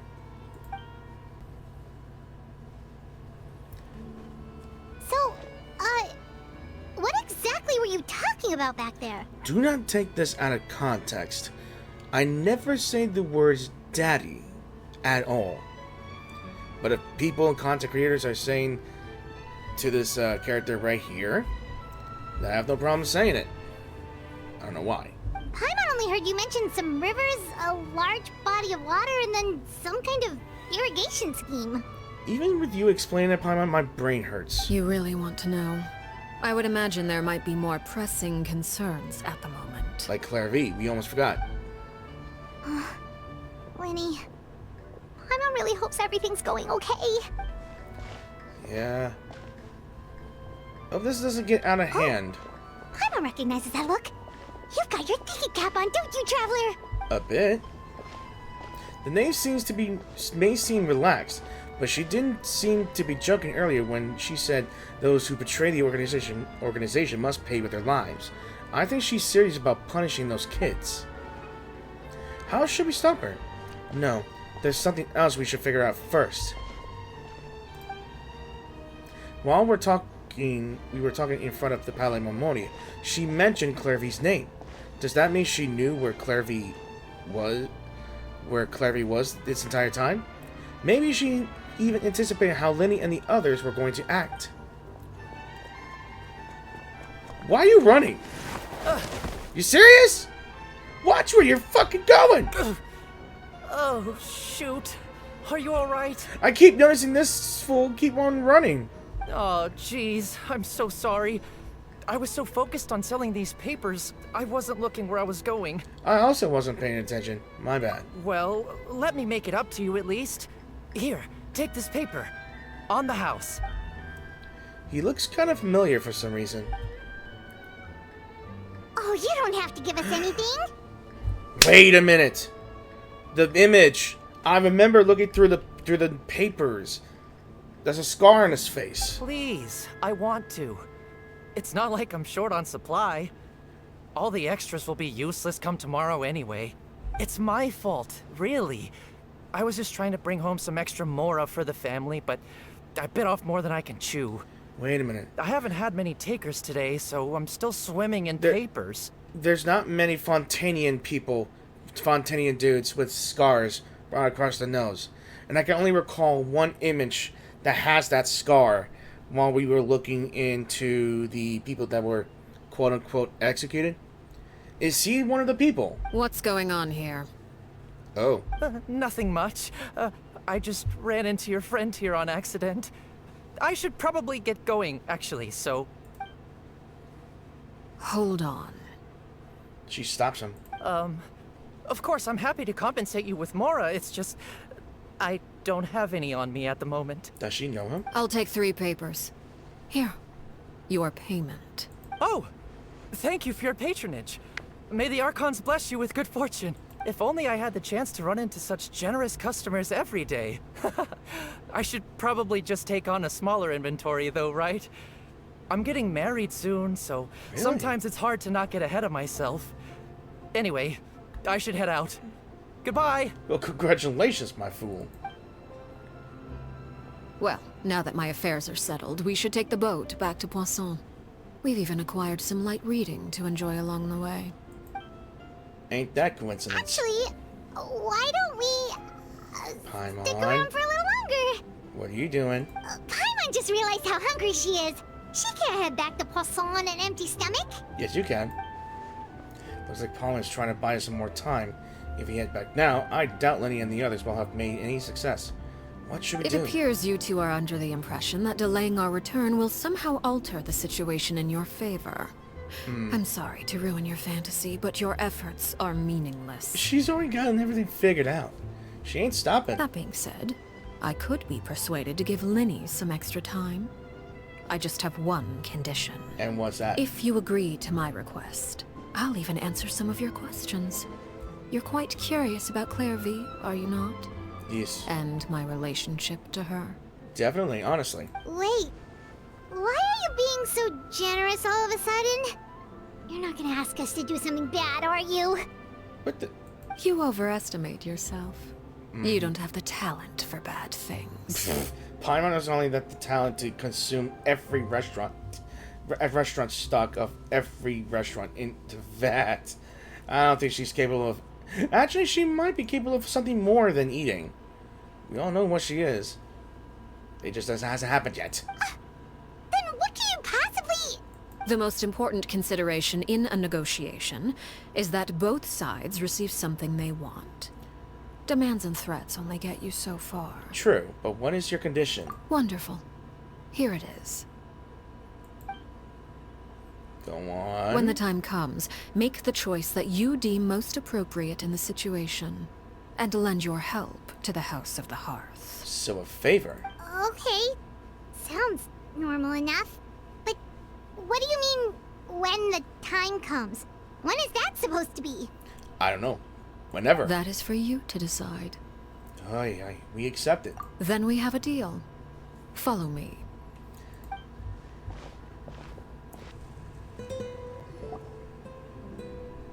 You know what?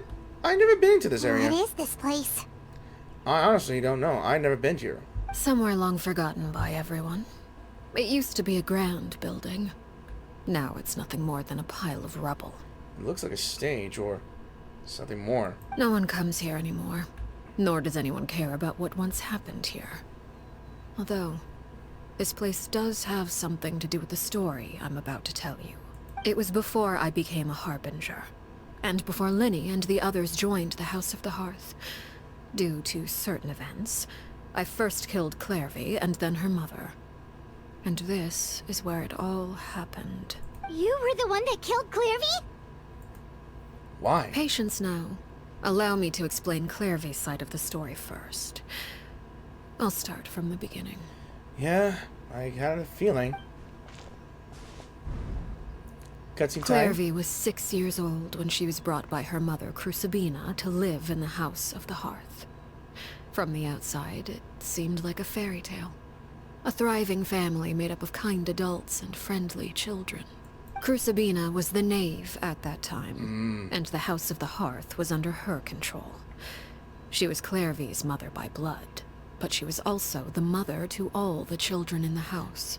I'll let this one explain itself. Clairvy was happy here, for a time. But she quickly realized that being part of this family wasn't a fairy tale at all. It was a kind of purgatory. Purgatory? Exactly. The House of the Hearth takes in war orphans from all over Teyvat. But as for how to raise them, that depends entirely on the person in charge. Crucibina came up with a novel idea. She would teach the children to fight, force them to duel each other, and then crown as the king of the house the child who proved themselves most worthy of inheriting her title. It's difficult to estimate the number of children who died or were maimed in the process. There's little I can say about the ones who died. The ones that emerged with permanent injuries, on the other hand, well, they still served a purpose. They were handed in to the doctor, huh? They would be handed over to the doctor to be experimented on, or sent away on dangerous missions. Nothing more than tools to be used and then discarded. So those were the experiments Clairvy was talking about. But what actually happened to her? You said that Clairvy was Crucibina's daughter, so if Clairvy tried to convince her to stop what she was doing, Crucibina probably would have listened, right? I'm gonna say no, she did not. Despite being Clairvy's mother, Crucibina cared little for her daughter. She forced Clairvy to join the House of the Hearth only as a means to demonstrate her own impartiality as a mother, to prove that she treated all her children equally. Clairvy did try to convince her mother to change her ways, but it was to no avail. After her efforts failed, the only other option was to rise up and try to fight back. Unfortunately, the other children had already been thoroughly indoctrinated into the illusion of happiness Crucibina had created. Of course, there was one exception. Someone Clairvy's age who knew the truth about the House of the Hearth. Her name was Peruere. Perry. Wait, the friend that Clairvy mentioned? Friend, huh? I suppose we can call her that for now. Why do I have a feeling that she's talking about herself? Clairvy was a Yeah. cheerful and passionate person with a tenacious spirit. Peruere, on the other hand, was rather cold-blooded. Aw, look, it's a mini Arlecchino. It's a cute as a child, yes. But she grows up to be a deadly person, yes. Her cold-blooded nature allowed her to see through Crucibina's facade. Yet, it was also this cold-bloodedness that prevented her from acting against it. At least at first. While Clairvy longed for freedom, Peruere was convinced that, amid all the fighting and violence, she would make it until the end. Despite their differences, the two became fast friends, united by their knowledge of the truth. Clairvy told Peruere that she hoped to create a real family, where no one would be killed or sacrificed. There may have been a certain naivete to her ideas, but Clairvy proved her determination many times over. She tried countless times to run away, ask for help, or expose the truth. But her efforts only earned her beating after beating. Damn. The only thing that kept her going was her strength of will. This child is strong. Even with her body racked with pain, she would still stand on her tiptoes and open the window at night. She and Peruere would look out at the moon together, a fierce longing for freedom shining in her eyes. But one day that light simply vanished. What happened? Oh no. What happened? Her hopelessness resulted from a culmination of things. 10 years had passed. 10 years worth of failure after failure. She and Peruere weren't children anymore, but finding any chance to escape still seemed as hopeless as ever. It was during this time that Peruere suggested a new plan. If escaping was out of the question, why not take down the very person sitting on top of this throne of lies? Mother herself. So, a plan to assassinate the knave. Clairvy rejected that proposal. She claimed that, as a famous harbinger, Crucibina possessed an unimaginable amount of power. Trying to kill her would have an incredibly low chance of success. And yet, here stands the new knave. Clairvy never gave another reason, but Peruere could see it written all over her face. Clairvy still thought of Crucibina as her mother. Killing her own flesh and blood was a line she couldn't bring herself to cross. If she couldn't escape and fight back, then only one option remained. Death. Precisely.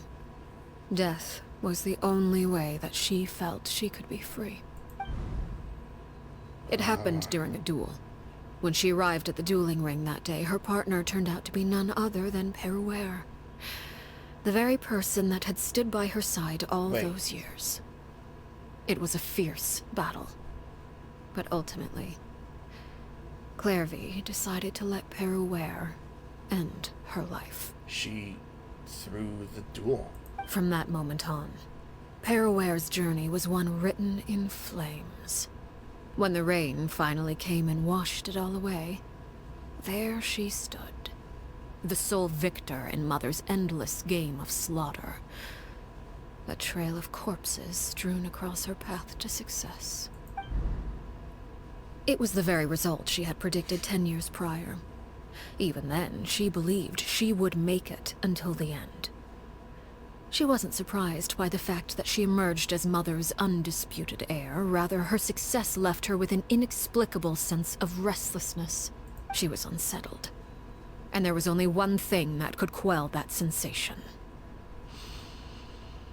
Perhaps you two would like to take a guess as to what it was? Killing the person at the very top. Crucibina, you mean? But... Correct. This is the place where Peruere killed her best friend. A mere year later, this is also the place where she fought tooth and nail to kill the mother they shared. The moment she acted, any conception of what was right or wrong ceased to matter. It's one of the principles of the house. Only those who survive get to write the rules. And from the looks of this place, they went all fucking out. Peruere won the battle, and became a harbinger herself. After which Her Majesty, the Tsaritsa, bestowed upon her a new name. Arlecchino. So the Perry Clairvy was talking about... It was you all along. You're Perraware. Arlecchino is just a name you got later. This was your story just as much as Clairvy's. I left that name behind long ago. I must say, hearing it now does bring back memories. After I defeated Crucibina, the moniker of Mother died with her. I chose to forego the title she called herself and even chose to give up my own name. I rebuilt the House of the Hearth under a new identity. Not only as Arlecchino, but as father. Understandable. And that is where the story ends. Any more questions? So the Clairvy we met, who is she exactly? Yeah. Based on what you just told us, Clairvy wasn't a little kid when she was killed. So the Clairvy we met... Was she really a spirit at all? I suppose you could call her an illusion born of flame. Her existence is like ashes to a fire. Something left over in the wake of blaze and ruin. You see, a certain power runs through my veins. It's not unlike a curse. My flames leave behind shadows of anything they consume. Of course, the chances of those shadows morphing into a sentient entity are exceedingly slim. Clairvy is a very special case. It's because she holds Clairvy close to her heart, I believe. Clairvy died when she was 16 years old. But what emerged from the flames was her 6-year-old self. Her appearance wasn't the only thing affected. Most of her memories were lost to the blaze as well. Memory is a mysterious thing indeed. Losing a portion of your memories will alter your sense of self. Lose 10 years' worth, however, and it would be like living in the past. Like returning to a version of yourself that never grew up. I kind of get that feeling when we spoke to Clairvy. No wonder Paimon got such a weird feeling when we were talking to her. Perhaps I should put it this way. Clairvy is someone trapped in time. It may seem like she exists with us in the present, but she truly lives in the confines of her own past. How do we solve that, though? So if all of that is true, then you must have known about Clairvy for a long time. Indeed. She's a rather volatile and unstable entity. Sometimes she would look after the children. She's even saved some of their lives. Yeah. But other times, she would hide from me and become obsessed with revealing the truth about the house to anyone who will listen. Shadows don't have the capacity to learn or grow. Any new information they encounter is quickly forgotten over time. Your attempts to expose Clairvy to sunlight. They failed, yes? The reason is actually quite simple. In Clairvy's mind, the house is impossible to escape. And it is this very perception that traps her there. But no matter. All I have to do is kill her again, and all will be resolved. I don't anticipate so much as a single speck of ash will be left behind this time. Wait! Whoa. Paimon can understand why you might want her gone, but isn't there another way? I don't know. So what if she's trapped in her 6-year-old self? She's still your friend! At least talk to her first! She's a fragment of Figment. The real Clairvy's already gone. It's too late for that. She broke the rules, and now she must be punished. That goes for Filial and Nantoy as well. She's had quite the effect on them. I hope you understand. The difference between Crucibina and myself lies in our formulation of the rules, not our policy for enforcing them. Upholding the rules without question is a trait we both share, because that is how a household should be run. Is this really what you want to do? She speaks. Whatever could you mean? Don't you want to say a proper goodbye at least? That's right. She never did say goodbye. Whether as a killer or as a father, there are two things that must be avoided at all costs. Anger and sorrow. Anger makes you impulsive. Sorrow causes you to waver. Well, it appears it's about time to proceed. Before we arrived, I told some of my well-behaved children to bring our troublemakers here by nightfall. Oh ho ho. I do believe I've kept my end of the deal. I gave your friends quite a bit more time. As for what happens now, we'll just have to wait and see. I honestly can't wait for this. Wait, is this the moment? Here they are. Here they are, Father. You gonna execute him? Seeing something like that would actually be a first for me. Whoa, okay, whoa there, child. You're too little for this. Lenny! Well, they're all here, and Claire V too. I'm sorry. I heard about how you helped buy us more time, but I still failed. I couldn't find a way to fulfill her wish. Huh? Are you... Perry? Indeed, it's been a while, Claire V. Perry! Shh, stay right there. I'm sorry to postpone our reunion, but first I believe certain scores need settling. What's gonna happen? Ooh, is this it? The moment! Father, let me explain. Out of my way. She about Father! to discipline.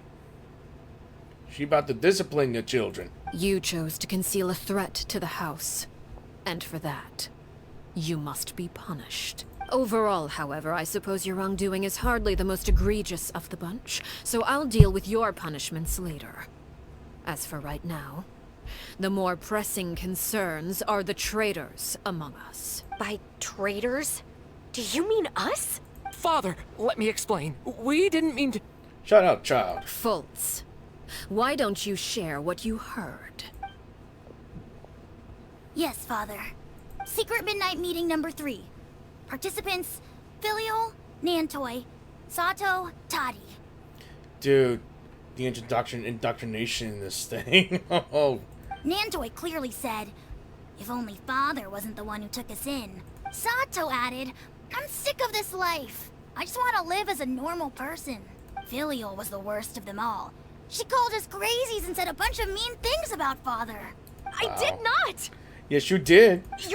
You're lying! Fultz is trying to frame us. Wow, she's already lying through her teeth. It's not like I'm the only one who heard those things. After that, you and Toddy and a bunch of other people started talking about Claire V. You were using all those things Claire V brought up as an excuse to question Father. We're birds locked in a cage. The only way out is to destroy it. That's what you said, wasn't it? What a good child. You little. You just want me gone, don't you? What did I ever do to you, huh? And you, Sheplo, have you forgotten who stood by your sickbed, watched over you, and changed your dressings? Come on, let's hear it then. What's your reason for all this? This is an intense family squabble. Mama, dude. You're wrong, Filial. We don't want you to die. You're our family. Liar. You wouldn't be doing this if that were the case. So why? Why have you backed us into a corner? We all live in the House of the Hearth. You know the type of work we do, Filial. A single betrayal can cost dozens of us our lives. It's not like it's never happened before. That kind of thing is hard to forget. That's why the House of the Hearth cannot tolerate any form of betrayal. Ever since we came to Poisson, you've had 7 secret meetings. A lot of the things you talked about really crossed the line. That's very detailed. You've been spying on us for half a month? Wait a second. Now that I think about it, the move to Poisson was just a way to make it easier to spy on us, wasn't it? Because we were all in one place. You've had this planned all along. Filial, Nantoi, I'm sorry. I owe you both my life. I owe Claire V too. If it weren't for all your help after I got poisoned, I wouldn't be standing here today.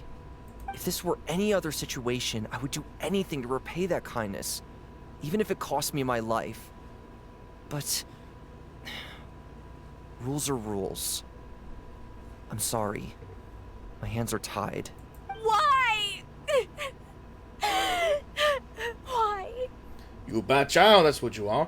Also, you're a bad. Alright, so. That's enough, Filial. We made a mistake. And we should own up to it. We broke the rules. Plain and simple. And now we have to face the consequences. Yep. Being personally disciplined by Daddy Arlecchino. Also, well-taught children. I'm sorry, Chapleau. Fultz. I'm sorry, Father. We accept our punishment. Chapleau, according to the rules of the House of the Hearth, how should these traitors be punished? Wait, they get to choose? All those who betray the house pay with their lives. And so it shall be. And so it shall be.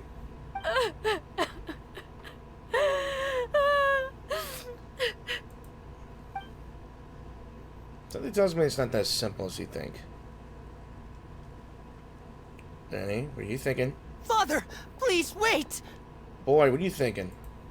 Something you want to say, Linny? Please reconsider, Father. What Filial and the others did, does it really count as betrayal? We all come from broken families. From the very first day we joined the House of the Hearth, we wanted nothing more than to make it a real home. But the truth is, none of us know what a real home should look like. Great question. I'm not saying I have all the answers. All I know is this. Killing Filial and the others may uphold the rules, but doing so will only bring us further away from being a real family than we've ever been. So it is a real family. So please, Father, please, reconsider. I agree with Linny. Lenny, no. Father, You please. too? Linny, you... Oh, now he's changed his mind. I also agree with Linny. Really? An order once given cannot be rescinded. Listen to your daddy. However, given the extent of your determination, I suppose we shall have to go about this a different way.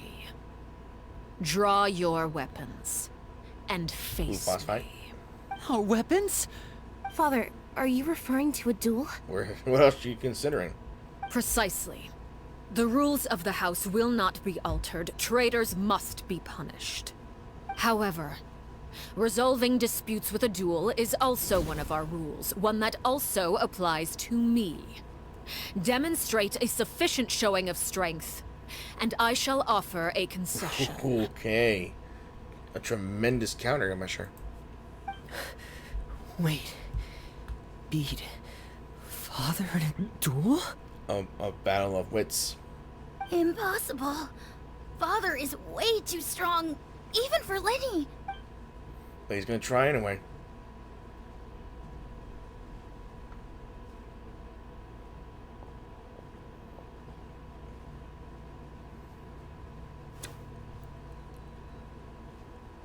What you gonna do, Freddy? Annette? Oh, they're both gonna join, huh? Yep. Dude, is it finally time? Did you hear that, Traveler? Yes, I did. Lenny and the others have to duel the knave. What should we do? Can they really win something like Not that? too sure. If they lose, those people from the house are really gonna be executed. Hey, are you Fine, listening? let me cook, will ya? Is executing them really what she wants? Don't you want to say a proper goodbye at least? Back to Lamine. Anger makes you impulsive. Sorrow causes you to waver. Back then, she never actually answered my question. But that makes the answer pretty obvious, doesn't it? Oh. Looking at that expression on her face, she seems really serious about this. Guess that means there's no chance she's throwing the duel on purpose, huh? She ain't throwing the duel. But there's no way the knave will you lose on purpose, although. When guests are around, families are often on their best behavior. And any disputes are less likely to escalate. Wait, it's because I'm here? When the time comes, make the choice that you deem most appropriate in the situation, and lend your help to the House of the Hearth. Is this the choice? Is this the moment? What's wrong, Traveler? Hey, where are you going? I'm walking away. Traveler? I'm fighting too. I like to see for myself what the fourth of the Fatui Harpisters can do. I knew it. I've been waiting for this damn moment ever since the character came out. I can't wait to see what Arlecchino has to offer. And I'm sure you guys have seen my... Actually, you haven't seen my boss fight with either... with Child or... what was her name? Rosalind? Yeah, the lady. But I know you guys are excited for a boss fight, so I might as well fight. I'm so glad I exchanged characters in the last moment. You're asking to join the duel against the knave? Hell yeah! Who wouldn't want to miss it? But if that's okay. I'll allow it. We do have a ready-made dueling ring at our disposal, after all. It's the area around us. It's an arena. I knew that. All I would advise is this. Keep a firm grasp on your weapon, and give it your gosh. all. Any less, and you may just lose your life. You guys better be ready. The music's gonna go hard. On. The anticipation is growing on me. Ooh, there we go. Hey there! Is it my turn now? Okay. Okay. Fire! Well, you asked for it! Closer now. Ooh. And voila!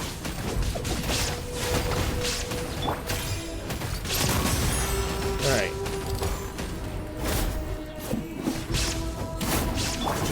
I'm just testing her bounce. Okay. I'm just testing my With weights. these rising flames! Is it my turn now? Hang in there! Wait a minute. What's that right there? I see something right there. Oh, okay. Coming at ya! How amusing. Okay. Haha! Watch out! Now that's more like it. Fire! Well, With these rising flames! Oh my gosh. Closer now. Okay. I know that Arlecchino has this thing called Bond of Life, which means if I get a Bond of Life, it means my healing will be severely limited. watch out! Think of it as an anti-healing shield. And voila! Wait a minute. With the Wait a minute. fall of darkness, Am I- destruction shall rise. Spare your energy. Running is of little use. Come here. Come here. Yeah! Oh, hell no. With Come on. these Hang in rising there! Oh, dear Lord!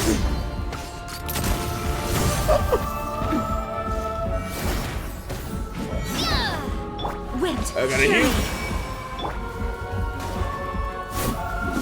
Oh, she started picking up the pace. How amusing. Oh my god. Okay. Hiya! That's fun! Try to pace yourself. Yeah! I wasn't able to do so because I could not get close enough. There is no escape! Come on, Raiden. Zuma shines eternal! And voila! Justice will prevail! Closer now. Fire! Did I just realize something? How amusing. Look at that. That's something else, right? She's hanging right there. Father's even stronger than I expected. Worse. She's number 4. After all. Is it my turn now? Watch out! Dude, she's elegant. Getting here. Look at you. Trapped like a bunch of Okay. helpless Ooh. animals. Phase 2? Phase 2? I got close there. Dudes. Oh my god, the entire sky turned blood red. Oh my god, look at this.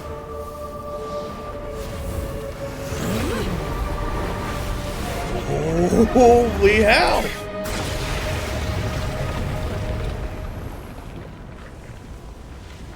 Invisible strings. Look at them wings. Look at her. Oh, I'm liking this. That just means this is gonna get harder, huh? But the sky went crimson! Where'd that come from? Has consumed Coming away. at ya! My blade is all that remains. Hiya! Coming at Cinder of Two Worlds flames? fire! Wow. Over here! Now's your chance! Where are you with your support? I swear by my sword. Shine down. Coming at ya! Alright, I gotta be I have to be careful with this. Let's see. Watch out for Father's movement! Look out! Oh my god! Who's next? I gotta heal. I gotta The dodge! sun and moon have set. Only ruin Oh remains. Oh my god! All hope has been extinguished. Now's our chance. Dude, Over here! dude, this is tough, see. I really gotta be careful. Ooh, I got you. Final warning! Ow! Watch out for Father's movements! Look out! Sometimes only the beginning. Illusion shattered. Ooh. Oh my god, did I just make it? Oh, I love the music. Oh, damn! Dude. Is that gonna be another costume here?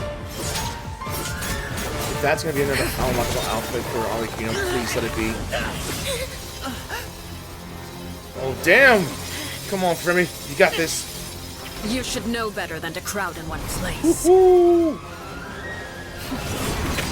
Damn! Holy hell. Woo! Shit! Oh, I know. Magician's tricks. Now! A pincer attack. I'm sorry, Father! Damn. Still standing. Barehanded. Holy hell. Sorry for what? This pitiful excuse for an attack. Shit.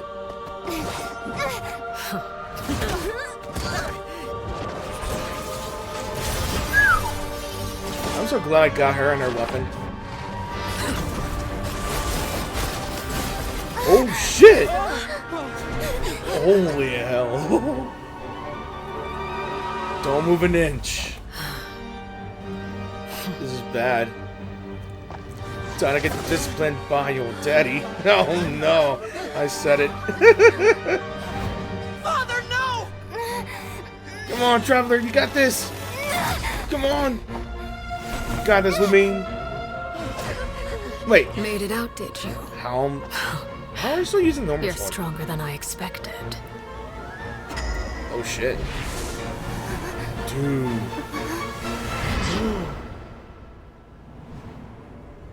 Holy hell.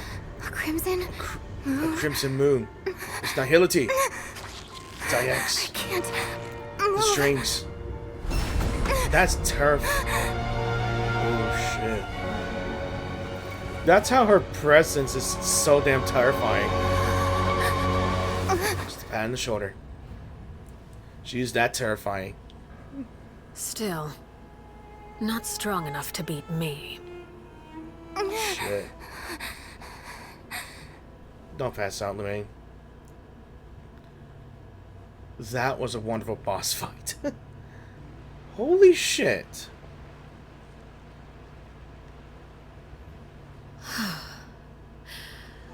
I believe we can end things here. It's not often that we get to enjoy the company of guests, after all. Holy shit, guys. We wouldn't want things to get too out of hand. Holy hell, guys. That boss fight was an amazing, but also a challenging one. I mean, I know that the Bond of Lights was ridiculous, but damn. Insta-killing Manafia? Absurdity. Which means I'm gonna have to fight her. You know what? I'll show you at the end of this damn quest. Let's just move forward. Christ. You okay, guys? Brother, are you No, alright? he got his ass handled. Lenny, given that I am the victor of this duel, as agreed, The punishment stands. No! Yes. I never thought things would end like this. However, everyone involved in the duel demonstrated a remarkable level of strength and determination. In light of this, I'm prepared to change the method of execution. What's the method? Elwar, the bottled flames I gave you for safekeeping. Do you still have them? Yes? I wasn't sure what they were for, but I've kept them super safe. I didn't lose a single Dude, one. I'm surprised that you kept those bottles safe from that intense fight. Wonderful. Then, in just a moment, I'll have you administer them. Bottled flames? Indeed. They're the product of a secret experiment. Under certain special circumstances, flames can be extracted from my person and preserved.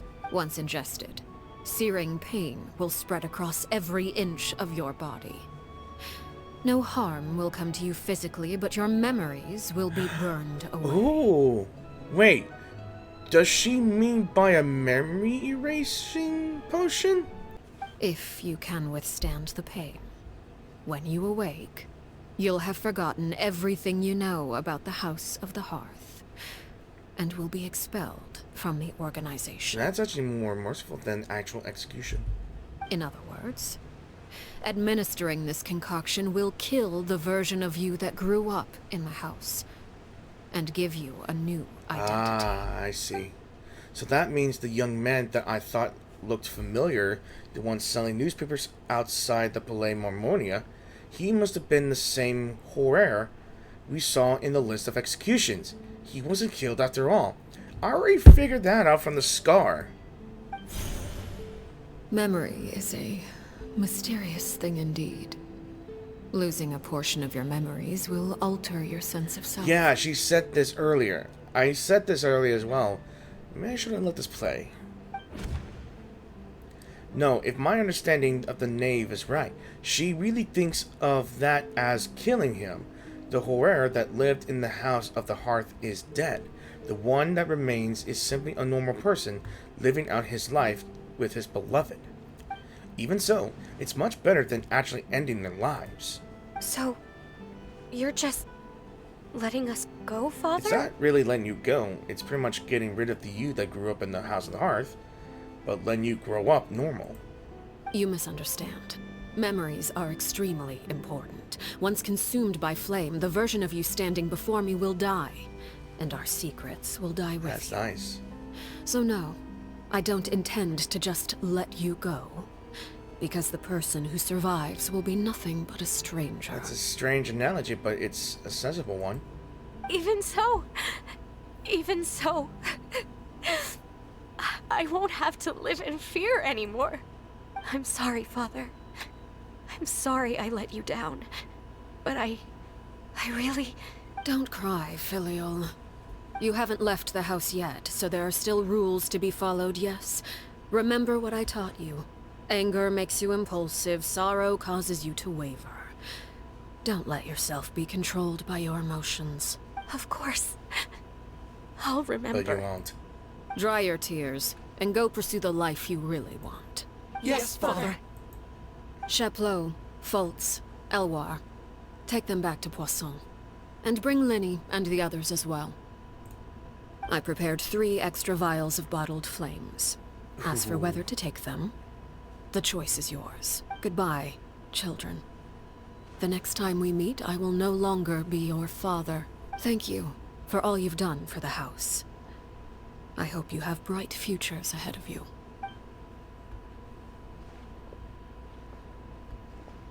Damn. This is gonna be a long quest. I know that for sure. Let's go. Alright. Fun's over, children. Show's over. Here, grab my arm, Linny. I'll help you walk back. What a strange child. Thank you.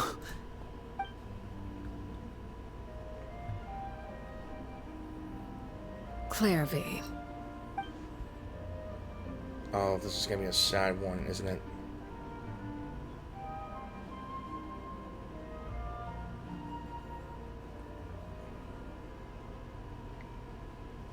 Can we talk now? I've been waiting for a super long time. Take your time. You really are Perry, aren't you? I haven't seen you in so long. How come you're all grown up? Wait, did I somehow travel to the future on accident? Or am I dreaming? What a long Something dream. tells you she's gonna figure out soon. Neither. You died, Clairvy. That's what happened. That's him. You could have at least sugarcoated it a little. Look, she's that speechless. If this really is Clairvy's younger self, then I would say she probably had enough lies. Oh. Okay then. Huh? Yeah. That's it? You accepted it just like that? Yeah. Yep. If that's what Perry says happened, then I believe her. Perry wouldn't lie to me. Does she really care for her? Plus, I don't really need to know why I'm like this. I'm more curious about what happens in the future. If you're a harbinger now, Perry, that means Mother is gone, isn't she? Yeah. Wait. If she knows about this, she just got her closure, huh? Can you tell me about it? I want to know what happened to her. And to me. Dude, she obliterated Kurlobina. You never stopped trying to defy fate. At first, no one believed you. You could only vent your frustrations to the moon. In fact, you often sought comfort in the night sky. You wanted to see the aurora, so one night we promised each other we would go to Snezhnaya to see it together. Later on, you tried to run away, but you were brought back each time. Mother spared your life, but it wasn't out of kindness. Instead, she decided to make an example of you by slowly torturing you over time. That way, the other children would know what happens to traitors. Still, you never gave up. Mother hoped that through ruthless duel after ruthless duel, she would be able to crown an ultimate victor among the children she raised. But you called on everyone to unite, to fight to a draw in order to reduce casualties. Your efforts may have only delayed the inevitable, but still. You gave them hope. This is a troubling childhood here. You tried everything you could think of, but every attempt ended in failure. Still, you never turned your sword on Crucibina, and you never turned it on me. On that gloomy day, you told me, for the last 16 years of my life, I've done everything I can to fight for freedom. But now, I realize that the only freedom I truly possess is the freedom to choose to die. Damn. I never imagined I would say something like that. I must have been feeling really worn down. I mean, 16 years of trying hard enough, and only to fail again and again and again, and to the point you have to find an easy way to escape. But somehow, I still think I understand. According to Mother's plan, only one of us was going to make it until the end. And I always hoped that person would be you. Oh, this poor... She really cares for this person. If I could do it all over again, I still don't think I would make a different choice. Even when I first met you, I knew you'd be able to do what I couldn't. She's smart. Is that so? Even now, I'm not sure I truly understand what kind of freedom you were trying to pursue. But as the head of the House of the Hearth, and as the children's father, I've tried to give them the most basic of freedoms. The freedom to choose their own fate. It's something I discussed with the Eudex of Fontaine. The children who want to leave the house will have their memories wiped clean of all secrets pertaining to the organization. In return, they will be allowed to live a normal life in Fontaine without being prosecuted for their past. Of course, I won't simply hand freedom to them on a silver platter. They have to fight for it and prove themselves worthy of it. Only freedom that is earned has true value. That's more than enough. That's exactly the kind of life I was fighting for. A promise kept. You know, Perry, I think you're a pretty amazing king, and a really great father, too. I'm really happy that you're the one who took over the house. I guess I do have one regret, though. I still haven't seen the outside world. Well, it just so happens that our dear guests over here have been to many nations and traveled to countless places. Perhaps they would be willing to tell you what the outside world is like. We don't mind telling you. Really? Yeah. Of course!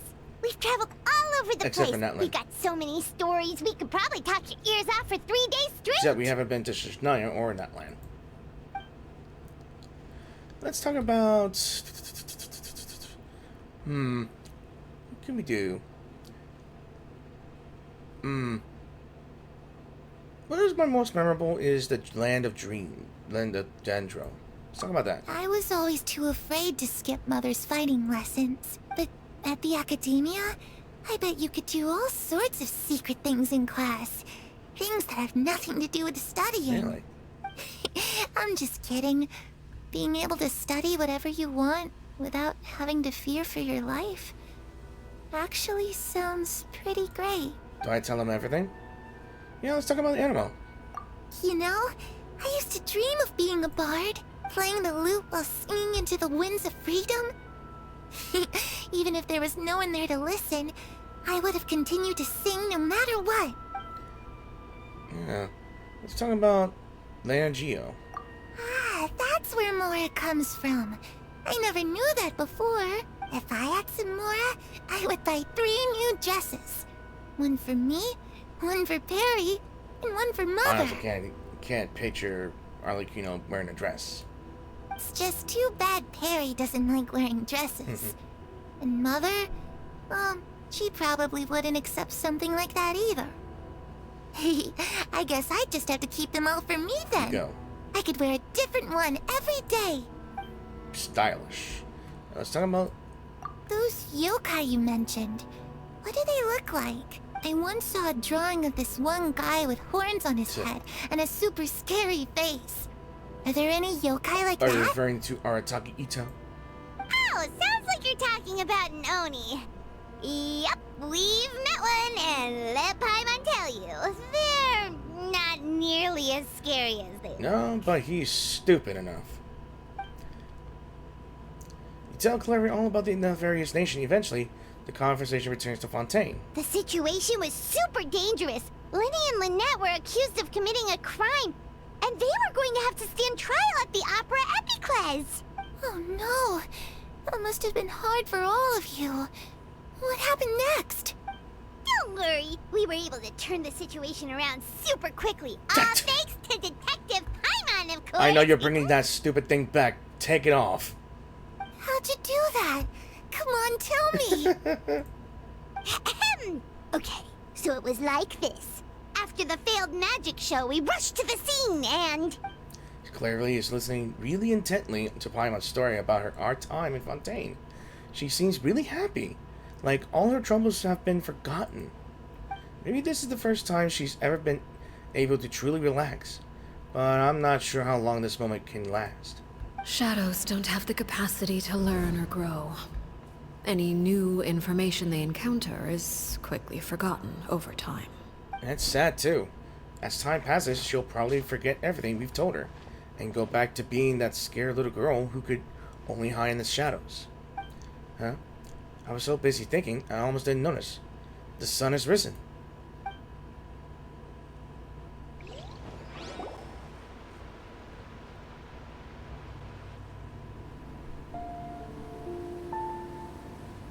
Clairvy, you've worked tirelessly from the shadows to overthrow the House of the Hearth.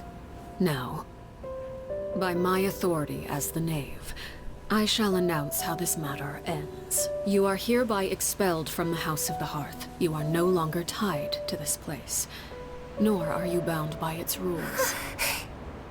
You're saying that I can finally She won leave? permission. I get to experience the outside world as well? She knows. Oh, I almost forgot. She knows. There's no getting older for me. Yeah. Still, seeing who you grew up to be makes me really happy, Parallel. Take care of yourself. Goodbye. May we meet again someday. Kind of makes me think. She did care for that person.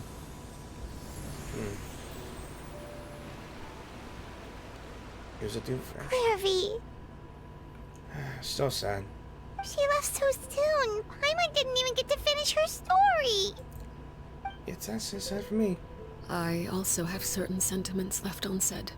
I wanted to tell her that the aurora I saw in Snezhnaya was just as beautiful as the ones in the pictures. But a shadow's memories reset at dawn. Had we delayed any longer, we wouldn't have had the time to say goodbye. Whatever regrets may linger, let them be lost to the coming of a new day. And hey, Father? rest, boy. Just stop. It's Linny! Hey, Linny! Where are the others? What is he doing back here? Let's go check it out. And we'll be zooming.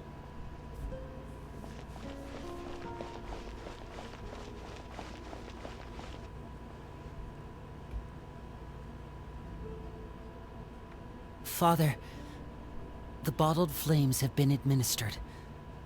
Filial and the others have left the house. So. And you? What have you decided? Thank you for giving us that choice, Father. But we never wanted to leave the house. It's the only home we've ever known. And in truth, it's a lot of misunderstandings. Lynette and Fremine feel the same way. They're recuperating back at the Hotel Bouffe d'été. But I decided to come back and tell you where we stood. I'm sure you're well aware of the expectations I have for you. I want you to follow in my footsteps and become the next king of the house. Yet you seem to have different ideas. So she wanted him to become the next head of the House of the Hearth, huh? I must admit, I'm rather surprised by your decision to stay. There's nothing wrong with choosing to live a quiet life. Leading this organization is a heavy responsibility. One not so easily carried by someone forced onto the throne. I just never understood what you saw in me. What made you believe I was deserving of that Great throne? potential, great responsibility, great power. You're brave, talented, and, most importantly, you cherish your A fine family. quality. You would do anything to protect them, even if it costs you your life.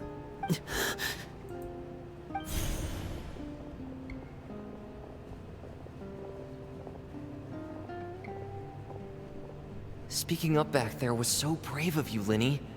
It's all thanks to you that we were able to convince Father to back down.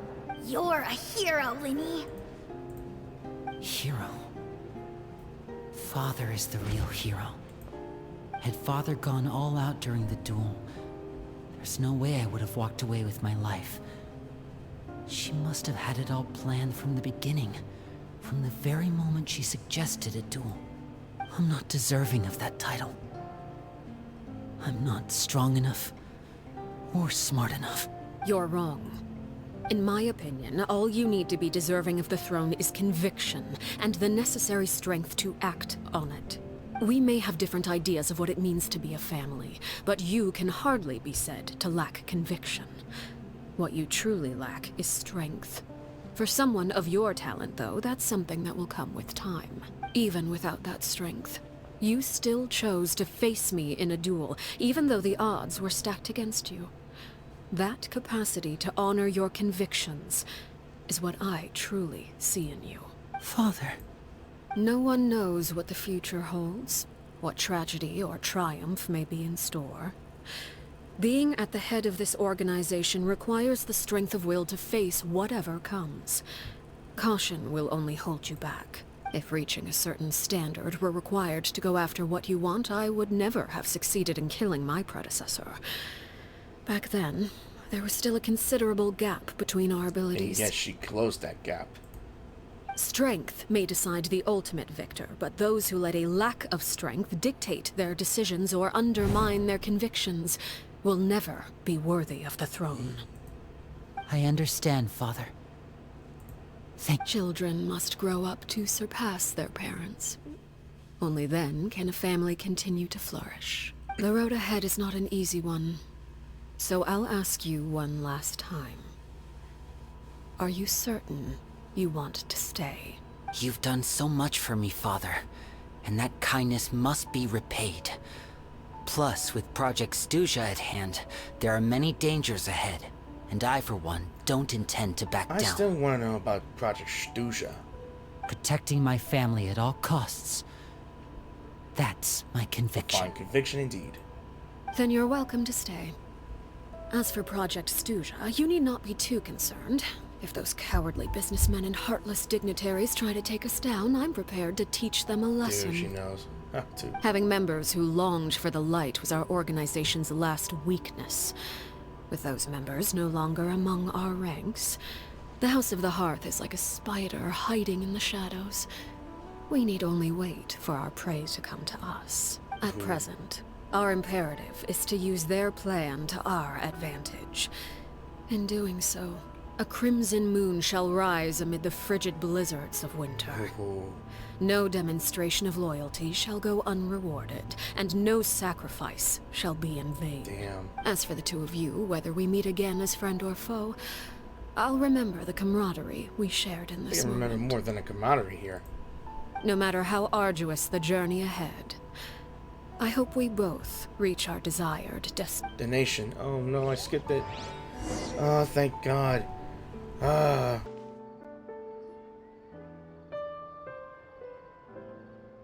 Lynette? Fremine? How are you feeling? Probably exhausted, but... Much better. Hopefully. What a relief! Yeah. That was the most difficult boss fight I've ever played, and that was the coolest boss fight that I ever played. Cutscenes were awesome. I wish I could just watch it all over again. Oh wait, you can! In this video! What about you? Are you feeling alright? I'm right as rain. I knew you'd come out unscathed. Us, on the other hand, well, we've been bedridden for 2 days. I couldn't even turn over. Yeah, finding your own father, quote-unquote, must have been tolling. Oh, and I wanted to ask, is Clairvy gone? I'm afraid so. Linny and the other members have left Poisson and returned to the House of the Hearth. According to him, there haven't been any more sightings of a spirit roaming the house. We bid her farewell under a blanket of sunlight. I see. I'm glad. Yeah. Father came to check up on us 2 days ago and told us about what happened with Crusabina and Clairvy. Actually, I've met Crusabina before. Ah, really? Wait, what? You've met the former knave? Crusabina died a year after Clairvy. It was during the year between their deaths that I joined the House of the Hearth. Crusabina had an extremely cruel and radical way of doing things. While she was alive, the atmosphere in the house was suffocating.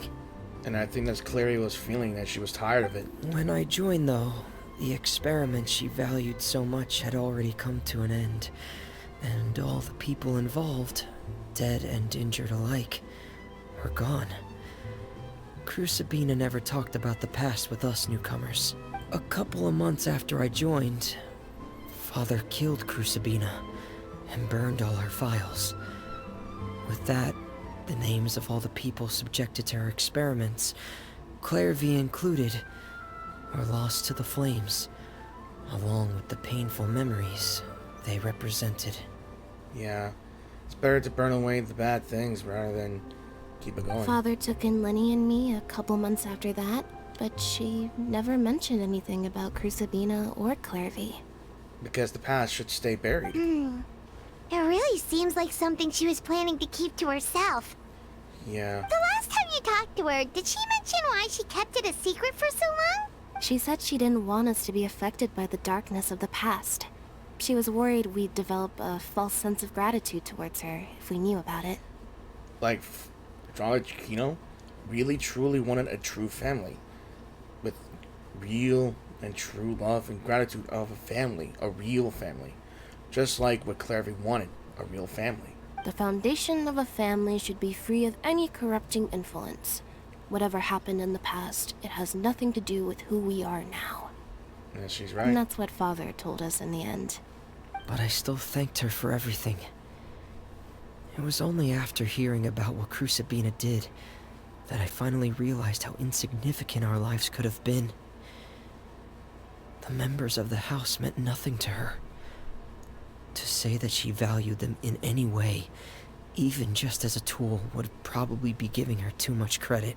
She don't even deserve anything. If Father hadn't taken over the House of the Hearth, I probably would have already... Don't think about that. Father rarely brings up the fact that she saved us. She doesn't believe that being indebted to her should be what ties us together. But even if we didn't owe her anything, we would still choose to stay. Because this is our home. We may have arguments or times when we feel wronged. Some people may even choose to leave. But as long as Father is here, we will always have a home. Oh, that's actually pretty Whether nice. the path before us is bathed in sunlight or shrouded in shadow, we'll follow Father wherever she chooses to go. What devoted children. So I wanted to say thank you for helping us make it through this crisis. Without your help, we could have lost a lot more along the way. Oh, we didn't do anything, really. Just invite us back as guests, and we'll call it even. Of course. You're welcome anytime. Are Filial and Nantoy okay? I actually saw them at a cafe this morning. They didn't recognize me. From what I could tell, they were drinking coffee and talking about one of the operas that started running recently. That's good for They them. seemed happy. If I had to take a guess, I would say they finally found the kind of life they always wished for. That's good for them. Alright.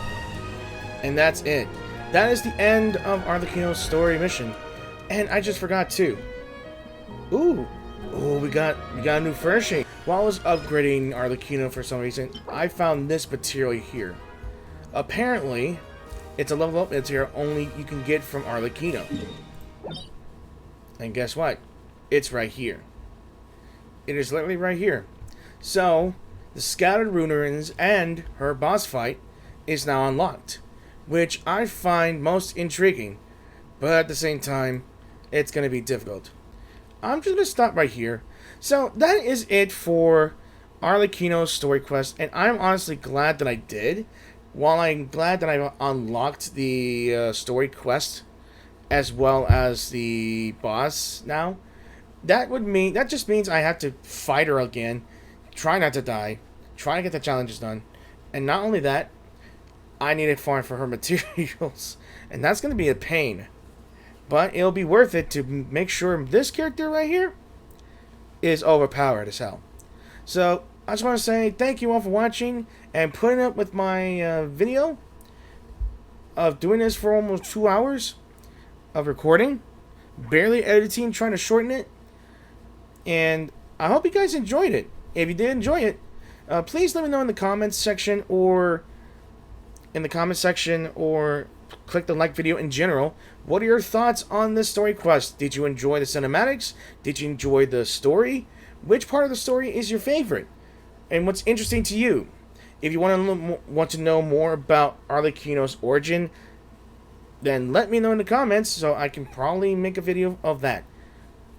I'm not sure if I can get an accurate description, but it just means I'm going to have to level her up a lot more in order for me to show all the details.